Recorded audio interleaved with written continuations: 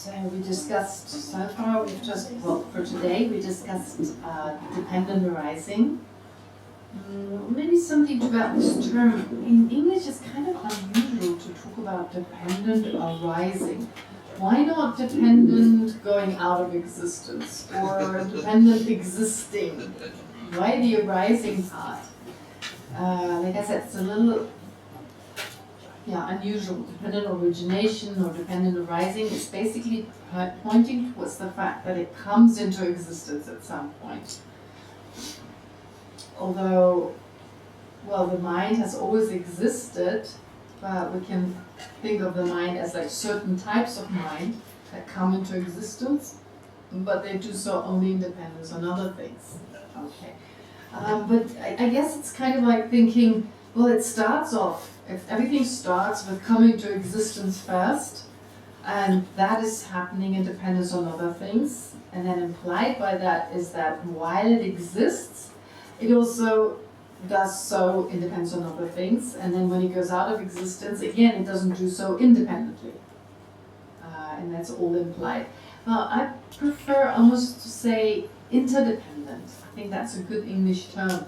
Although here we're studying Buddhist philosophy, which is why it makes sense to use the Tibetan term, but every now and then to also think of interdependence. Everything is dependent on other things, on something other than itself. Now we covered dependence on causes and conditions, and there's so many ways in which this can be helpful. Of course, in terms of understanding of emptiness, we've already addressed that. But again, also in our daily life, understanding, being more understanding when it comes to other people, their behavior, different cultures, different ethnicities. And I'm mentioning other people because most of our challenges come from other people. It's like funny, we can't live alone, we can't live with others. Right? We can't live on our own, we can't live on an island on our own, we wouldn't even survive. Well, depending on what the island provides, but it'll be terribly boring. But at the same time, it's really difficult to live with others. So both is difficult. Can't live with, can't live without, right?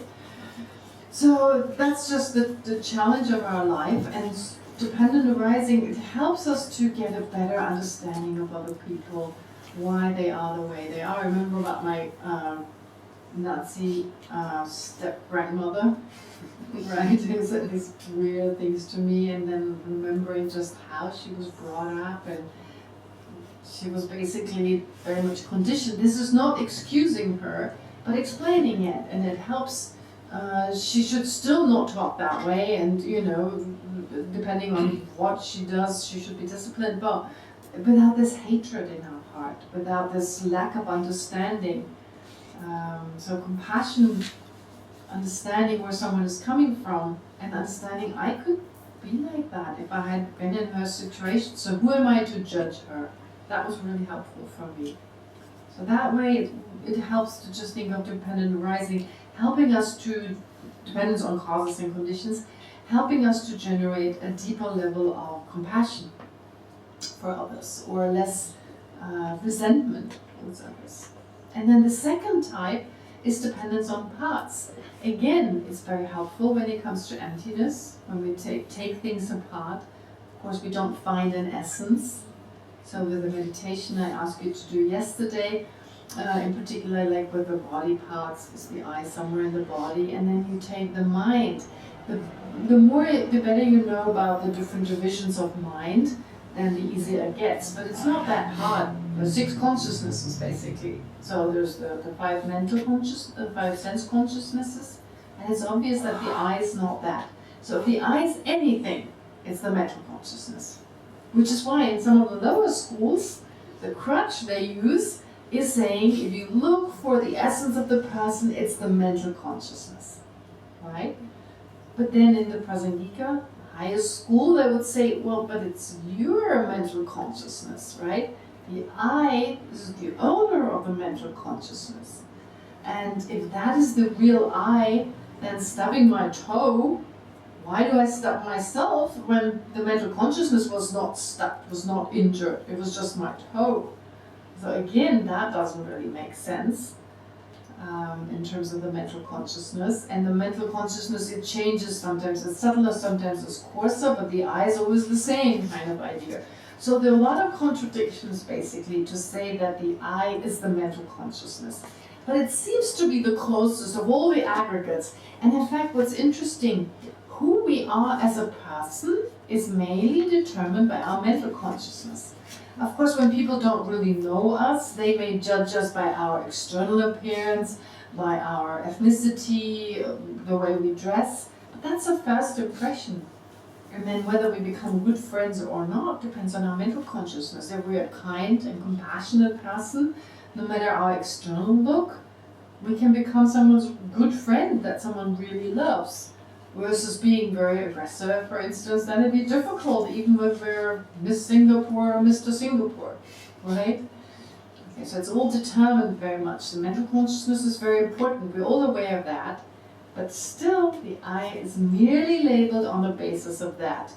Because when I say I meditate and I watch my mind meditating, right? So basically when I say I watch my mind meditating, I'm labeling the I on the introspective mind, right? There's not really a separate I. I'm just labeling I on the basis of the introspective mind that is aware of the meditating mind. But to me it feels not like it's labeled, it feels like there's something there. Okay, but the homework I gave you is extremely difficult. It's a super difficult homework. I wouldn't be allowed as a teacher in a school to give you that kind of homework. It's too difficult. But, you know, why not? It doesn't harm. So I thought to give you that difficult one. So don't worry, even if it wasn't the way I described it, if in the end it went different ways, it doesn't matter. Anyway, returning to this here, with the parts. Okay, so although we have a sense, let's just return and finish this, and then I say a little bit more about how this is also helpful without emptiness. But here, since we mainly talk about emptiness, I want to finish this part. So, although we have a sense that there's a car that truly exists in space and time, that's also important. Not only do we have a sense that's the car, but it seems very clear-cut when there is a car and where it is located. This is where the car starts, and this is where the car ends, and this is where my hand starts. Right? I put my hand on the car, and it seems very clear. This part is the car, and this is my hand. This is where one ends, and this is where the other starts. Do you agree with this? Okay. So it seems very concrete in terms of how it exists in space and time. When we take apart the spatial parts of the car, we are first of all unable to find a car that truly occupies space. Right? Where does it truly occupy space? When we take apart the attributes of the car, we are unable to find a car that truly possesses those characteristics. Take it apart in all its atoms. Is there like a car that truly occupies space when you take apart all these atoms? Is there? Very difficult, because in the end they're just atoms with a lot of space in between. As for and when we take apart the temporal parts of the car, we are unable to find a car that truly occupies time. As for the latter, the time, there is no smallest moment in time, as we've heard before. So we are unable to identify an ultimately existent present moment of the car. Where is exactly the present moment of the car? If each moment of the present can be again subdivided, so where's the present car? In the present, but where's this present? Since every present moment can be further divided into an earlier, middle, and later moment. Therefore, it is also not possible either to posit an ultimately existent past and future car. Why? Because the past and future depend on the present. You cannot exactly posit a present car. Well, the future is dependent on the present, the past is dependent on the present, so you don't have a past, present, or future car. Right? So what is exactly the present moment? What is it? I'm in the present moment. right? We say that, we think that way. But when we analyze further, I mean, like each moment the present is already past. So how long am I in the present moment? If it can be endlessly subdivided, when is that present moment? So you see, while usually when we don't analyze, everything is very concrete. The moment we start to analyze the way I just described, it starts to disappear. Which is another reason why phenomena don't exist inherently. If they did, it would become more concrete through our analysis. All this would become more concrete, but instead it starts disappearing. Okay, that's another reason why it can't exist the way it appears. Therefore, it's also not, further on a subatomic level. Now you got the drawing here, subatomic. I don't know where I found that online, but I love that picture. Where exactly does it start and where it ends? Which of these atoms are part of the car or part of the skin of the people around it? Sounds gross, but right? I mean, all these atoms floating in the air. Are they yours or are they mine? Basically, the skin we shed. I mean, it's pretty gross when you hear about it, but we breathe in each other's skin. Well, that's really gross. I mean, the way our body is, we think we're alone. You know how many thousands of organisms live in our ear, in our eyebrows? Just in our eyebrows, in our belly. We're not alone, right? All these organisms, all these living beings without which we couldn't exist. I mean, in our digestive tract, everywhere. We're not alone, right? It's bizarre. On a very subtle level, all this which seems so obvious here now, you'd only disappear, your bodies be disappearing. If I saw only your atoms, I could no longer tell which place is occupied and which isn't. Could I? Right? If I went even smaller, because within every atom, what is it, 90% or more is just empty space? Is that right? The nucleus is very dense, but there's all this space in between. So it's like, it feels pretty much a solid people sitting there. But that doesn't exist that way. And as I mentioned yesterday, colors don't exist out there in the form of colors, they're just light waves. Sounds are just vibrations. Tastes, they're just particles that interact with the receptors in my tongue, for instance. Smell, the receptors in my nose. Tangibility, they're just, again, receptors of my peripheral nervous system. They're activated. Again, what the touch I experience, that doesn't exist out there in the way I think it does. So why am I not doubting that things don't exist the way it appears, right? We know this intellectually because of modern science, of course, but it never goes to a deeper level, like the emotional level. And that's the challenge, that's what we need to do here, bring the scientific understanding and know that this car we're so attached to, or this person that we believe it exists so solidly there, in actuality they're made of thousands, millions, trillions of atoms, and whatever I'm attached to, none of these atoms I'm attached to, and this person doesn't exist the way it appears, right? These perfect forms that I may seem, well, they're constantly changing and aging. The stuff that the secretion of these body parts are not something I'm actually looking for, right? I mean, it's pretty gross actually. If this person doesn't shower for a week, it'd be difficult to be near them. And really, there's nothing solid there the way it appears. So our attachment has no basis in reality. The attachment to our own body, the obsession with our body, with the wrinkles or the absence of that. I mean, really think about the time and energy we spend on things that are so meaningless. I remember Kitty Tsenja Rinpoche, one of my teachers, I don't know whether he ever came to Singapore, Kitty Tsenja Rinpoche, he passed away in 2007. Has he ever come here? Okay, amazing Lama. He once talked about how people spend so much time and energy to climb up a mountain to get a golden cup. It was like, you risk your life, climb up a mountain, all this hardship to get a golden cup. If you use that time and energy to develop your mind, you could find lasting happiness, so much more than a golden cup. So the point is really, because of a misperception, we use this incredible mental energy we have. It's incredible what humans can do. I mean, look at this island, how you reclaimed land and stuff. I mean, I'm not saying don't do that, but I'm saying a lot of the time and energy we spend every day on our external, on our car, on our... How great is the reward versus using that same time and energy and diligence for meditating on emptiness? Right? It's so boring initially. It's like, oh, I want to watch TV, there's something interesting on there. Or, we have all these excuses why we don't do it.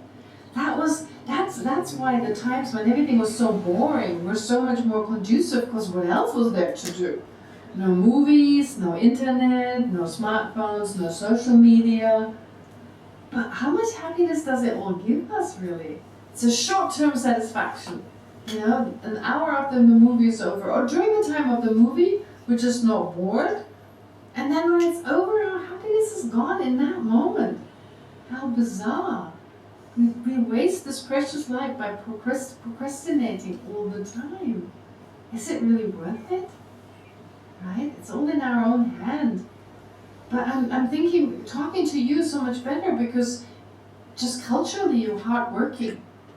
And you can really work hard, like when I see these guys in these bun shops, I walk past one and I'm thinking, wow, these guys can really work hard, It seems pretty boring, their jobs, right? But they can still do it.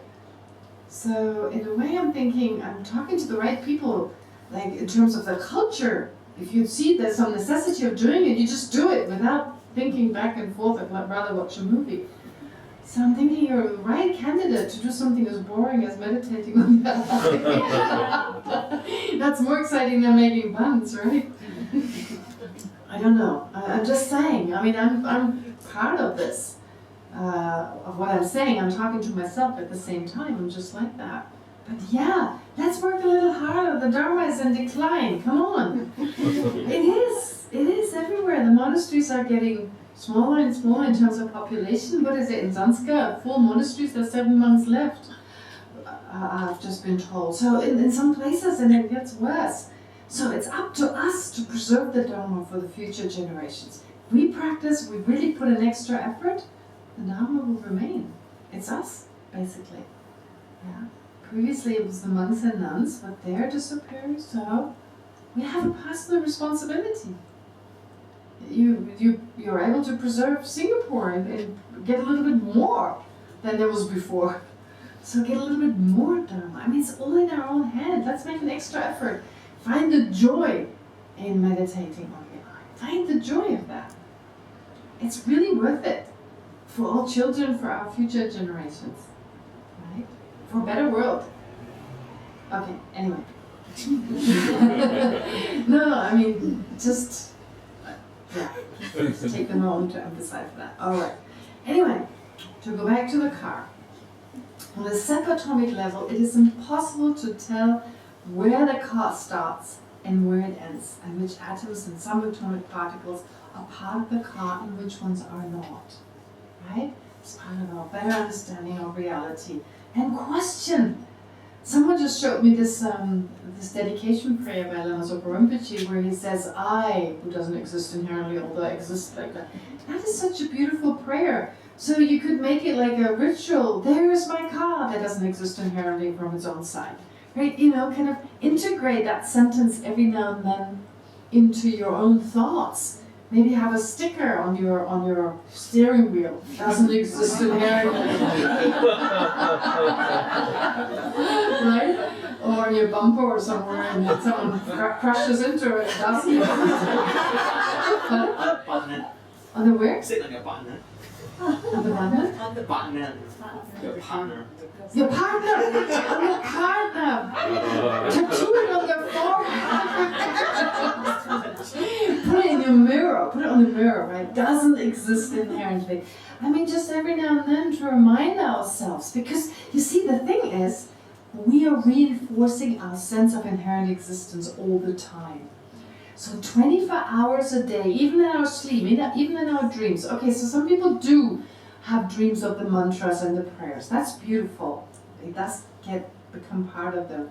But of 24 hours every day, if we do a meditation on emptiness for 1 minute, that is still 23 hours and 59 minutes of reinforcing our ignorance. So if every day we can spend 5 minutes, then at least we're getting more in that direction. Like as Hans the Dalai Lama says, every morning meditate on bodhicitta and emptiness. Every morning. There's actually this practice of the all-encompassing yoga, where you visualize bodhicitta in the form of a moon disk with a vajra on top of it. You can do that even without tantric initiations. It's not necessary. His Holiness has given this practice. Start with this every morning. Those 5 minutes or 10, whatever you spend on this. This is your counterforce. In that moment, you're counteracting the ignorance, the misconception. And then the rest of the day, even if you're reinforcing it, you're going in the right direction. But if you don't meditate on it at all, 24 hours you're reinforcing it. You're not getting closer to enlightenment or to liberation for that matter. Right? So really we need to take this seriously. Okay? So don't let go of meditation, or if you find meditation sucks, don't call it meditation. Call it something else. I mean, just see it as a method that is so helpful.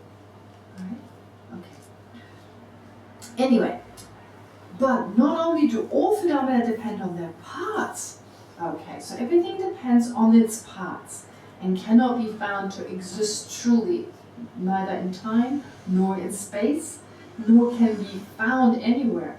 But phenomena also exist in relation to other things. That is sometimes not stressed enough, because of course we only label something on the basis of its parts, but also in relation to other things. That's important. So I'm mentioning in here, who asked me yesterday about the relation, relativity, or did someone ask me, was it you, Wayne? Yes, so ask me, what about things existing in relation to other things? Which of these dependencies is it included in? And many masters, many scholars say the second type. So that's why I mentioned it here as well. So not only do all phenomena depend on their parts, they also exist in relation to other phenomena. Why do I add it in the second version? Because the first talks about being dependent on something that preceded the object, right? The last talks about being dependent on the mind. But the second talks about things that something is dependent on while it exists. That which it is dependent on exists at the same time, right? Does that make sense? So when I say my parts and me, we exist at the same time. If you now argue, well, I could cut off your arm and you still exist, I'm arguing, but I'm not existing as the same person who I am right now. I'm a two-armed nun. If you cut off my arm, I'm no longer who I am right now. A two-armed nun, I'm a one-armed nun. I'm no longer the same person, right? We'll have to do things differently and so forth. So likewise here, of course, some of the parts of a car could be removed and it would still be a car, but not the same car we're talking about right now. So they exist at the same time. Or at least they, in terms of the things we exist in relation to, they can exist at the same time. So our parents, in relation to our parents, we say we are children, we are daughters and sons. In relation to our children, we're parents, mothers and fathers. In relation to our siblings, we're brothers or sisters, right? So in that sense, for instance, to find your motherness, I mean, I think parents are very strongly identified with the identity of being a mother, which is totally fine. There's no criticism of that. I mean, that's true. Of course, there are mothers. But in the sense that they're intrinsically a mother, well, that's not the case. Because it's only in relation to children. If they have never had children, there wouldn't be a mother, right? Of course, there can be mothers who don't feel like they're mothers, although they have children, but that's a different matter, right? If you give your children up, or you just don't want to have children and you neglect them, that's different. I'm talking about being a mother, thinking of yourself as a mother, feeling you're a mother. But then, if you analyze, where does that motherness come from? It's also just labeled. That doesn't mean you cannot be a wonderful mother. It's not about the identity, it's about how you act, right? But then you're also not super attached. Okay, I'm a mother in relation to my children, yes, okay. But I'm more than that. I'm also other things. So when your children leave, well, you're also something else. So it's okay, you don't identify so strong. Your identity is not only being a mother, you're so much more. Which is important to also understand that this is just one aspect of us. And it's just labeled. Just labeled doesn't mean that it's not important. So please don't get me wrong. Yeah. But not only do all phenomena depend on that. So a woman, for instance, is a mother in relation to a child, and a daughter in relation to her parents, a sister in relation to a sibling, and so forth. So part of our identity of who we are is always in relation to something else. But to us it seems we're truly that. You got this, did you get the handout with the woman in the center, the woman, female shape, that's colorless, and then all these different, yeah. So if you think of this is who we are, like in terms of our sense of identity, right? When we say my sense of identity, it's not just thinking I. Because otherwise our sense of identity will all be the same, because we refer to each other, to one another as, or we refer to ourselves as I. But then there's the sense I'm Singaporean, I'm a woman, I'm a sister. You know, like this, we create this sense of identity, which is important. We need it. We need this identity, right?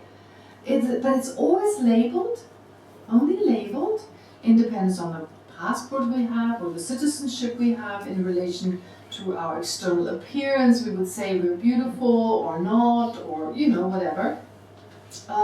Then likewise our age is dependent on our body mainly, because our mind is much older than our body.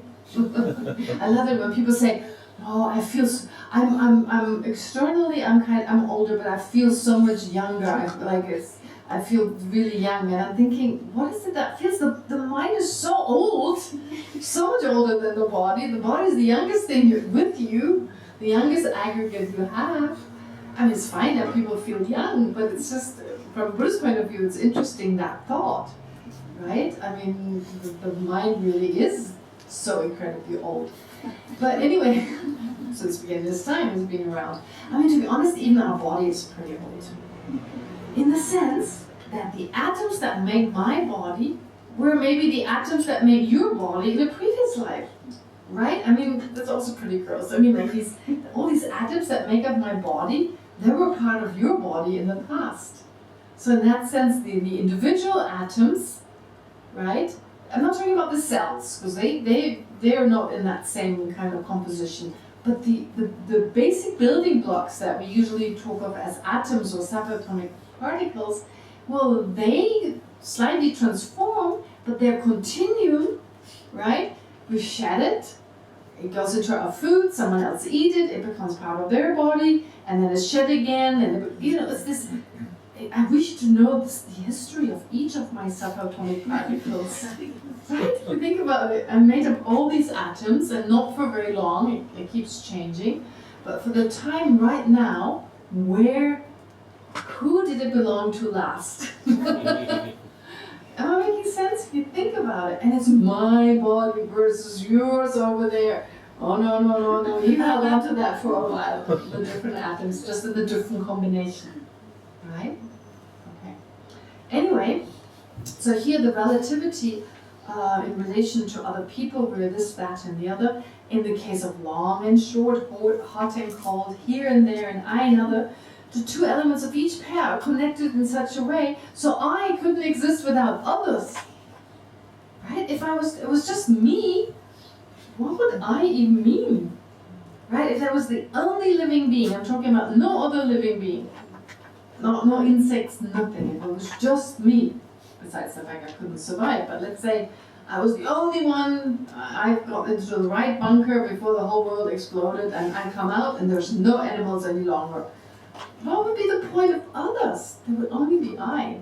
I would mean something totally different. So here, I versus others. I only exists in relation to others. Long, short, cold, hot, etc. Right? It's all relative. So, Buddhas only in relation to sentient beings, and sentient beings in relation to Buddhas, and dependent on each other. However, if phenomena existed the way they appear to us, a woman could be a mother without having a child, ever having had a child. And a sister, even if she were an only child. She could be a sister. If you were inherently a sister, you don't need a sibling to be a sister. You never had a sibling, and still you would be, I mean, an only child could mean that the sister or brother died, but I'm saying, has never been, has never had a sibling, you could still be a sister. You could be a woman. A table could be a woman. Anything could be a woman, right? So similarly, a pencil could not be long in relation to one phenomenon and short in relation to another. And we could not be I from our perspective and other from the perspective of someone else. That's how it feels right now. I'm really I, and you're truly other. That's how it feels, doesn't it? And that's how I act. My happiness is more important than everyone else's. My reputation is more important. It's interesting. Jealousy, for instance, also. It's so important. It's so interesting that somehow this other person doesn't deserve what I want. Jealousy is actually 2 in 1. 2 afflictions in 1. You know when you buy like 2 in 1, you get a package of chips and a packet of shampoo. In India, sometimes you buy the chips and you have to always read it. They never give you the shampoo voluntarily. So you read chips or whatever you buy, toilet paper, a package of shampoo. Do you have the shampoo? Sometimes they say, no, sorry, we don't have it. But they sell it secretly at the side. But anyway, no. So this is 2 in 1, right? So 2 in 1, you have 2 afflictions, jealousy or envy. Envy is 2 afflictions in 1. What could be the 2 afflictions? Desire. That's 1. What's the second? Pardon? Attention. Attention. That could be a cause of it, but I think there's another. Think of jealousy. How does it feel? You're jealous. We're usually jealous of someone. Right? We're jealous of someone. How do we feel towards that person? Aversion. We are attached, we have desire to having, let's say my neighbor has a bigger car, or my neighbor has a bigger swimming pool, and I really want to be the one with the biggest swimming pool. So I am jealous now. I am attached to that bigger swimming pool and I resent them for having it. 2 in 1. I guess that's why it's also more painful. 2 afflictions, right? To use a Rubina Curtin joke. I usually steal that joke from her. I love that joke. She's like, jealousy, it's, why are we so jealous? It's like no one ever spent a whole weekend and said, I had a great weekend, I was jealous the whole weekend. Right? So true. Jealousy is so painful. Probably because it's 2 in 1. 2 afflictions that are basically both make us miserable. Desire destroys our peace of mind, resentment does too. And since they're both operating at the same time, we're really embarrassed about it. We don't want to admit that we were jealous of someone. There are certain afflictions we don't easily admit to. Desire is fine, resentment is fine. Stinginess and jealousy we usually try to hide. Is that right? Right? If we're super stingy, we don't want to show that. So stinginess and jealousy, I think those are the 2 that we usually try to hide. Anger we're okay, Yeah, I got angry, all right. I mean, if it's extreme anger, of course, but yeah. Any other afflictions we try to hide? Pride. Pride as well. Yeah, probably. We try to be humble. Come across Asana. Right? Okay. So these are the three. Okay. Anyway. So therefore, so I and other, long and short, taking it back to this. So all the afflictions operate on the basis of not understanding that. And I hope the connection is clear here. Nagarjuna says in his precious garland, if there's long, then there's short. They do not exist by way of their own nature. Right? So is a pencil long or is it short? Depends. Is it long or is it short? Depends. Either it's both or it's neither. There's no other possibility. Either it's both or it's neither. So what do you feel more comfortable with? Saying it's both or saying it's neither? Neither. Depends. Neither. So how's the weather in Singapore? Hot or cold? Hot. Well, if you ask someone who just spent a summer in Rajasthan by 54 degrees, they would put on their downies, right? They would probably put on a down jacket. So, is it hot or is it cold? Or neither? Air cold. They would freeze, they'd turn into ice and then But honestly, outside, right? Is it hot or cold? Either it's both or it's neither. I think it's better to say both, because it'd be ridiculous. You wouldn't have hot or cold. You wouldn't have anything, because all the adjectives in particular that we use are relative, right? Again, good or bad. Do you remember I gave you the example yesterday when saying love is good, anger is bad? It's only in relation to what you want, right? In relation to wanting happiness, we can say anger is bad. But if there were other beings in relation to whom they wanted to suffer, then anger would be good. Of course, it's very difficult to find these people, so we can usually say, no, it's good because everyone else who exists seems to want happiness. But the point is that in and of itself, none of these exist, as this, that, and the other. So it's always relative. Big, small, short, inside, out. Shantideva says, in the way of the bodhisattva, if without a child, a man cannot be a father. From what has a child arisen? Without a child, a father does not exist. So a father has arisen from, so if without a child, a man cannot be a father. So if then there is no father, from what could a child have arisen? So a child has to arise from a father. But if there is no child, then we can say the father doesn't exist. So they're all related to each other. Okay, so now how does this help us in our relationship with others? Besides emptiness, okay, we use the first one, the first type of dependent arising, in relation to others.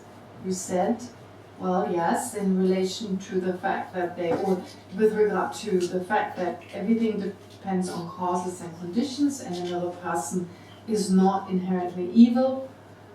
So in that way we can say, we can get a better understanding. It softens our heart. How can dependence on parts soften our heart? What do you think? How can it soften our heart? Can it soften our heart? Is there a way in which dependence on parts could help us in having less anger towards, or less resentment towards someone? Maybe even less attachment towards someone?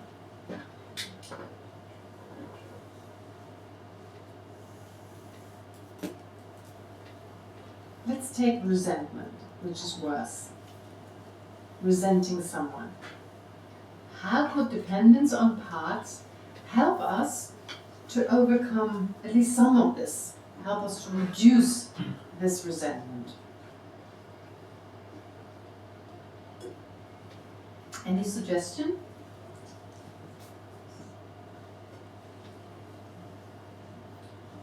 No? No? Just say. Like you think the person has bad speech, but What?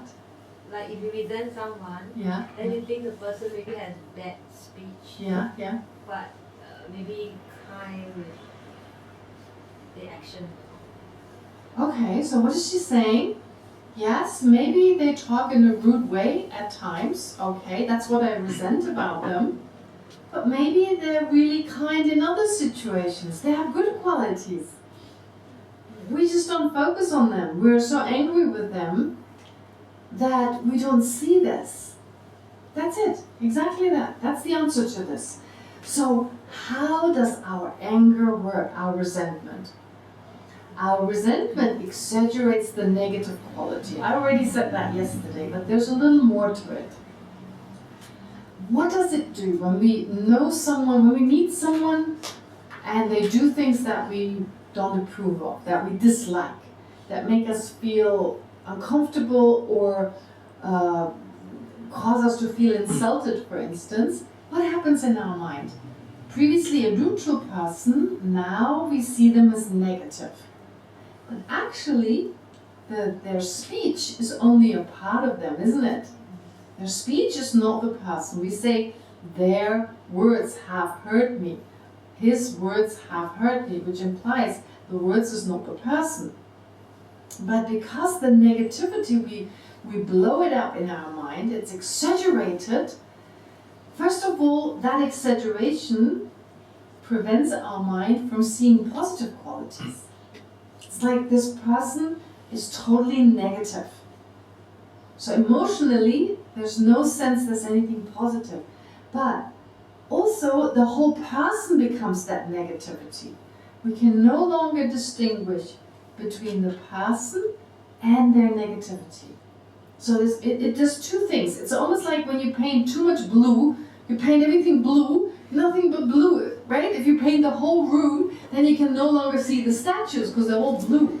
So somehow our anger, our exaggeration of the negative aspects of the object of our anger paints everything in the color of negativity. And having everything painted in the color of negativity, number one, we no longer see positive qualities. Our mind is no longer able to see positive qualities. And our mind is no longer to distinguish between the person and those negative aspects. The whole person is now negative. And we're never angry at the speech, we're angry at the person.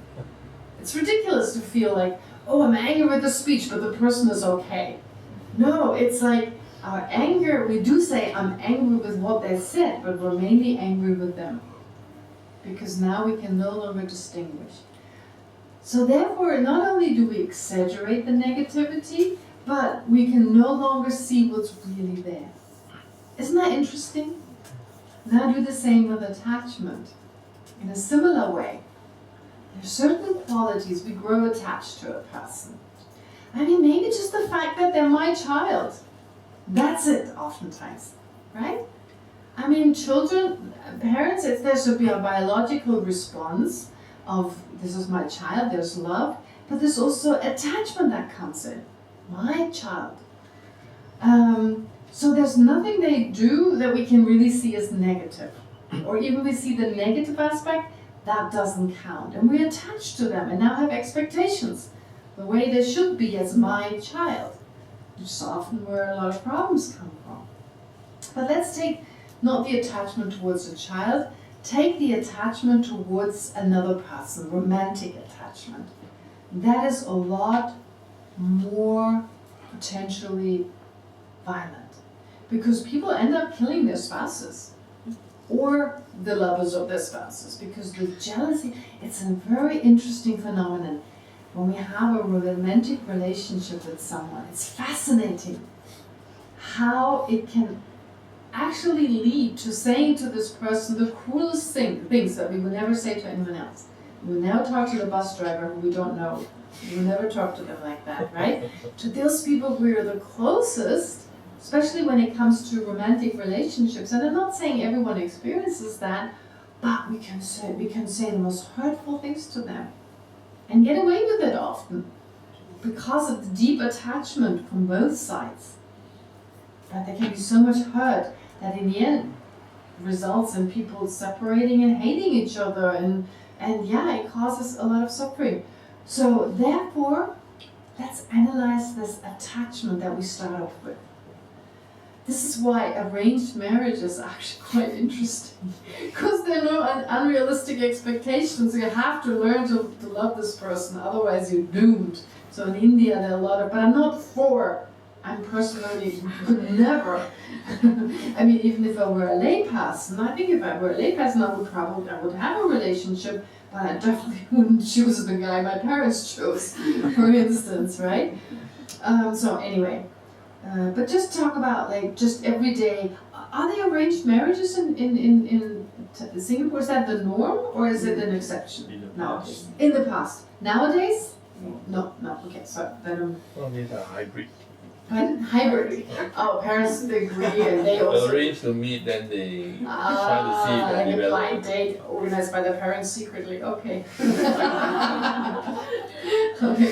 No, anyway, but the point is that in the end, you do fall for that person, and it's really interesting. There's something they do that makes you feel good, right? Maybe a look in the beginning, or maybe their success, the way they talk, the way maybe so many different reasons. And then we just see this. We just want to see that. It makes us feel good. So oftentimes we can kind of guess there's some negativity there, but it doesn't make us feel good. We like to be in our little bubble, right? I mean, oftentimes it's just, life is difficult as it is. I just imagine this perfect person. I mean, I was in love before when I was a nun, I remember when I was 16, I was totally infatuated with this boy who really wasn't interested in me at all, which made it even more tempting. And I remember my attachment for him was so exaggerated that even his backpack was beautiful. I think that's right. That's how fashion kind of works. How you can sell sweaters. If you're infatuated with some K-pop guy and he wears a certain sweater, you want the same sweater because you see it as beautiful. I think this is how modern commercials work, right? Because there's a kind of infatuation, kind of attachment for that person, kind of desire for that person, I should say. So with this person, this guy, I thought his backpack was beautiful. It was just an ordinary backpack. Whenever I saw it, I was like, oh, he was nearby. Anyway, it was so exaggerated, really interesting, because then he went to study abroad. He went to he took a year off, went to the United States, and out of sight, out of mind. And when he came back, I was thinking, what did I see in him? I couldn't see it. I had changed, he had changed, and it became obvious that it was a total fantasy of mine of who this person was. I don't know, even the backpack, all that was like, just a person. It was, it's interesting how attachment works. So in my mind, it was like it made me feel good whenever I saw them. So I actually enhanced this. I knew intellectually he can't be perfect, but I wanted to think he was. And maybe he reminded me of who was, Brad Pitt wasn't really that much. But anyway, whoever was the cool guy then, maybe he reminded me a little bit of them. So I kind of posted Brad Pitt on top of him or whatever, right? So I lived in this fantasy and I enjoyed it. But it was also painful because it wasn't interested in me. So I totally exaggerated. I placed it over the actual person. The whole person became this perfect. And then if I had become together, if I had gotten together with him, actually, the disappointment. When all this wears off, that's usually what happens, right? We're so infatuated with the pink glasses, and then we start, ooh. And that's where the pain sets in, isn't it? So we are infatuated. I think teenagers are more extreme in that way, right? The first time we're like totally up in clouds and our parents can tell us whatever, we don't believe them, and then eventually make our own experience. But that's the point of attachment. Again, we exaggerate the positive qualities, it no longer allows us to see the negative, and the whole person becomes that positive quality, which of course, by the way, is always changing. So they may have it one day, but a few months later not. And it's very painful. Painful, really, just the disappointment when you find out it isn't true. Right? In this case, it's very disappointing. So it's interesting how all these afflictions, we no longer see the parts. That's the whole point I was trying to make. As you pointed out exactly, if we don't like someone, well, just think of their positive aspects.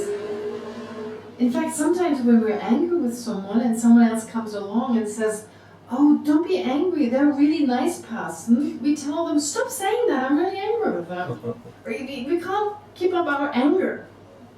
We have the sense we can really harm this person with our anger. You know, like it says somewhere, I don't think the Buddha said it, but it's usually attributed to the Buddha. Getting angry is like taking poison and expecting the other person to die.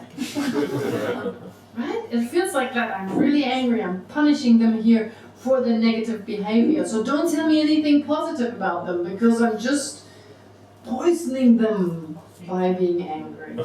Right? Hoping for them to die. Yeah, but it's really just an exaggerated, it's just an exaggeration. And you can be as clever as it gets. There's some very clever people. I remember hearing on the BBC years ago, I heard about this rocket scientist, a lady, a rocket scientist. She was so infatuated with this guy, and he had an affair with another woman, so she set out to kill him, to kill her, this other woman. So she got into her car, put on some diapers, to be able to drive straight to that area. You know, the United States, it's a huge, large country, you may be on the road for many hours. And she had a gun in her what do you call it, trunk? She had a gun in her trunk, and fortunately someone knew she was, you know, that she was stopped. But she was a rocket scientist putting on diapers so she can get to this person and kill her as soon as possible. So in that moment, the infatuation on one hand and the hatred on the other that it gave rise to made her do crazy things despite her incredible intelligence. Right? This is what it does to us. It blinds us. Therefore, dependence on causes and conditions, dependence on parts is very helpful for getting a sense a person is a lot more complicated than they seem, in the good and in the bad. It helps against aversion and against obsession, desire, attachment. Does that make sense? So very helpful in that compartment, in that way. Okay. We have until 5:30. Okay. All right. Now, anyway, that's dependence on parts. And now the most difficult is dependence on designation or labeling by name and thought. That is the deepest level of dependent arising. According to the Prasangika Madhyamaka system, it is on this level that dependent arising and emptiness really connect. So you could really understand emptiness on that level. That's how they connect. This is the easiest. Once you understand dependent arising on that level, it fully makes sense that phenomena don't exist inherently. The reason is that emptiness describes the way in which a phenomenon does not exist, whereas dependence on designation takes the same phenomenon from an affirmative perspective, presenting the way in which it does exist on the subtlest level. So dependence on designation refers to the fact that a phenomenon is designated or labeled, independence, imputed, designated, labeled, independence on a valid basis of designation, which refers to the parts of the phenomenon. Then it's dependent on a conceptual consciousness that does the labeling and a name or term. So something to label them by. So whether it's the picture of the ocean you use when you think about the ocean, you're labeling. Every thought labels. Every thought labels. Whenever you have a thought, you label. Right? I do such and such. I'm good. I'm clever. I'm not liked. You're always labeling, all the time. So you need a valid basis of designation. If it's correct labeling, you need a label, and you need a mind that labels. All this you need.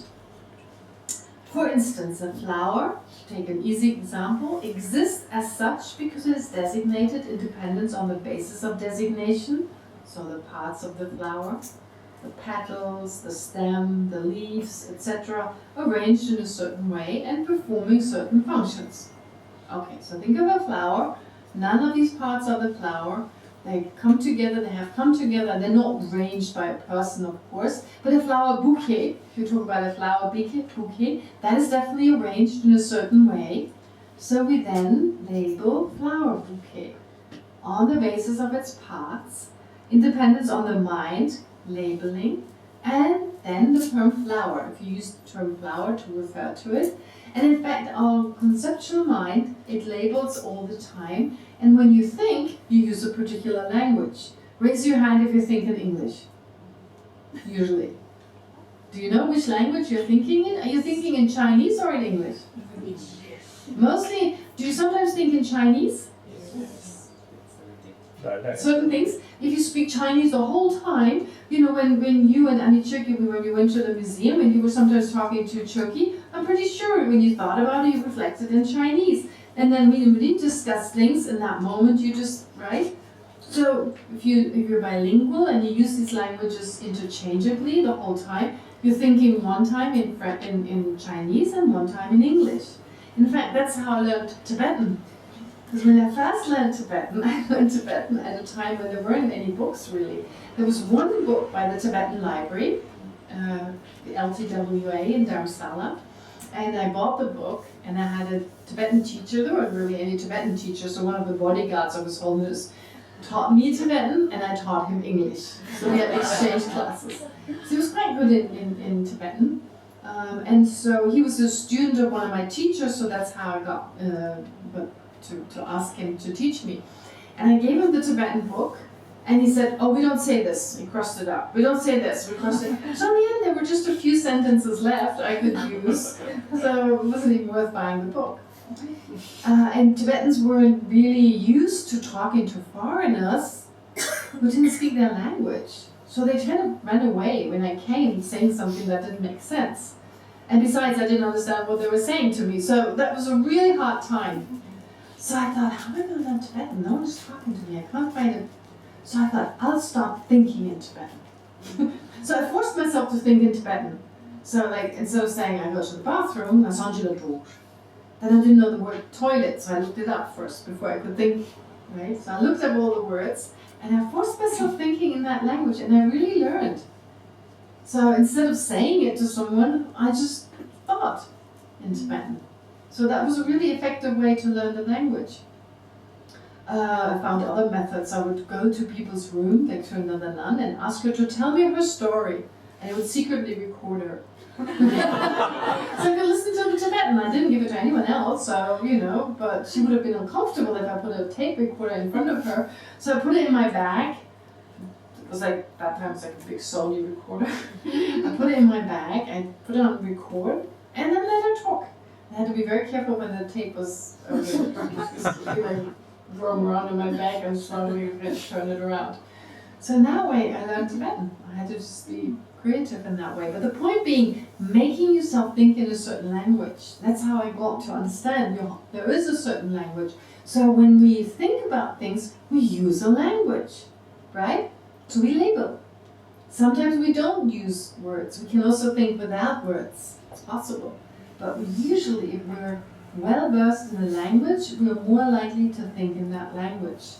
And our thoughts are influenced by the language you think in. You think, I act and think differently when I think in Tibetan versus English, right? In Tibetan, I don't show my emotions as much as I would if I speak English, or in German, because you just don't, in that culture, you don't show, in the Tibetan culture, you don't show your emotions to the same degree. I think about different things.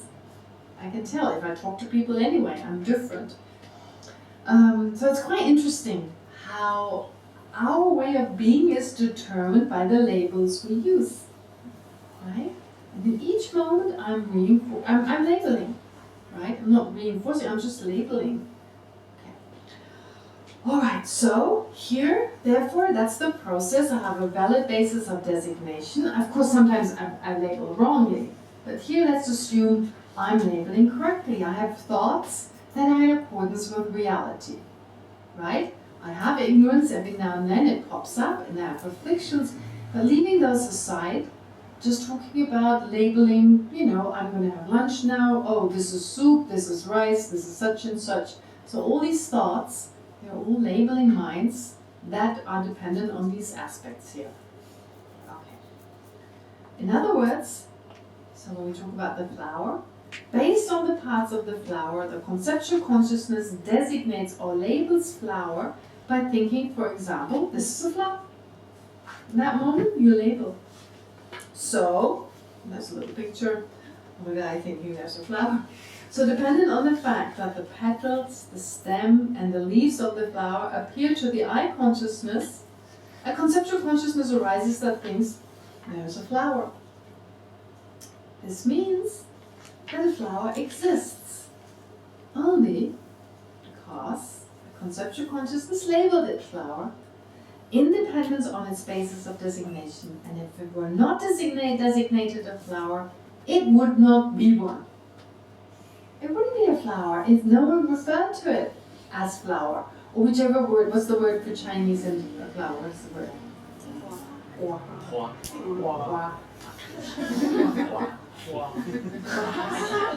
Couldn't it be an easier word, like something like she or something? I can say that, and I can say those are people.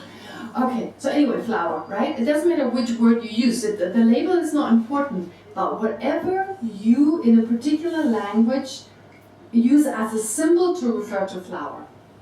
Whether it's in German, it's Blume, that's easy. It's in Chinese, what he said. So, okay. The point is that if no one were to refer to it that way, meaning that there are certain characteristics that therefore we use this term, what would make it a flower? Right? What would make it? So, what would make this a table? We use it as a table, in fact. You start using it as a chair, right? Is it in and of itself a table?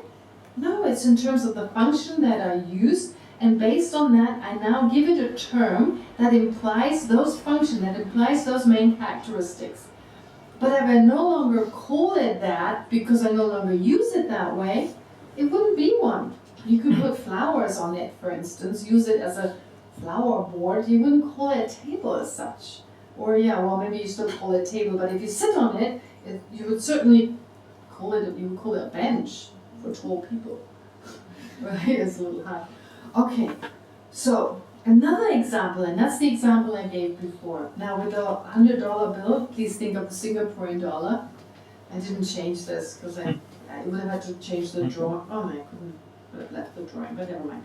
Another example is a $100 bill. Due to a specific quality of paper, engraving and coloring, the United States Mint labels $100 on a piece of paper, thereby giving it a specific value. There's not even a value in any way. With the flower we can say, oh, but it's really beautiful. Although as humans we say flower. When you're a certain animal you say, oh, delicious food. If you're a cow and you really prefer, the monkeys in Dharamsala, there's certain flowers that love to eat. The beautiful big ones that people take a long time to grow. A monkey on the porch and flower gone in no time. So they think of it as like a sweet, like a dessert. So for them it's like dessert. For us it's beautiful flower. So anyway, here in the case of this piece of paper, so what would a monkey feel when you see this piece of paper? Oh, something to tear apart. How much fun is that? They like to tear apart things. So therefore, coloring, engraving, etc. Based on that, you give it a specific value, but there's nothing inherent from its own side. Right?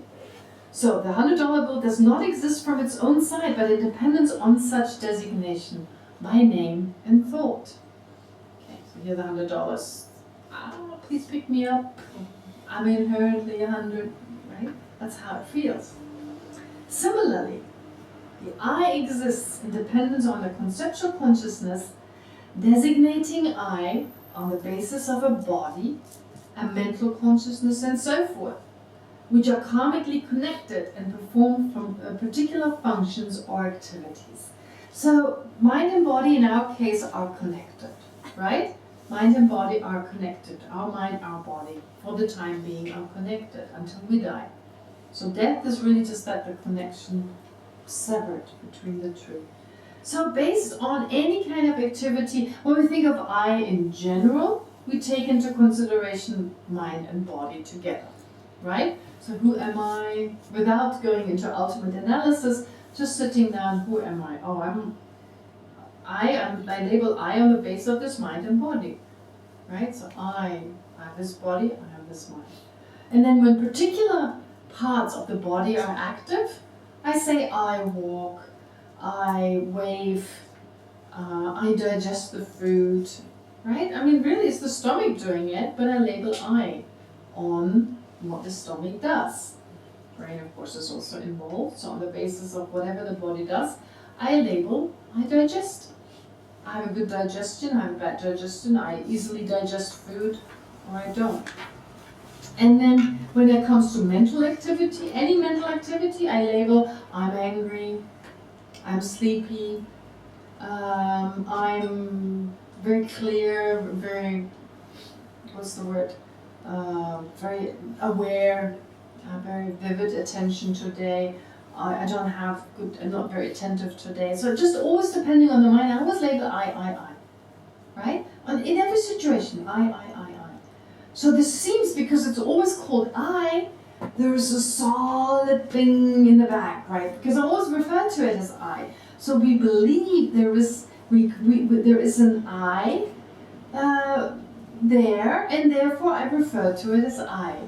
But actually it's the other way around. We say there's a conventional I because we refer to it whenever this body or this mind does something. So yesterday or the day before, someone asked, when we have pain, what is that actually? What is really hurting? What is really the pain? Like I said, the body itself is just the way you put it in a nice way, probing or stinging or prickling, or whatever the sensation is. And based on that, the mind then experiences pain. If you like chili, it's pleasant. You would say, oh, a nice experience. You don't like chili, you would say, oh, the children.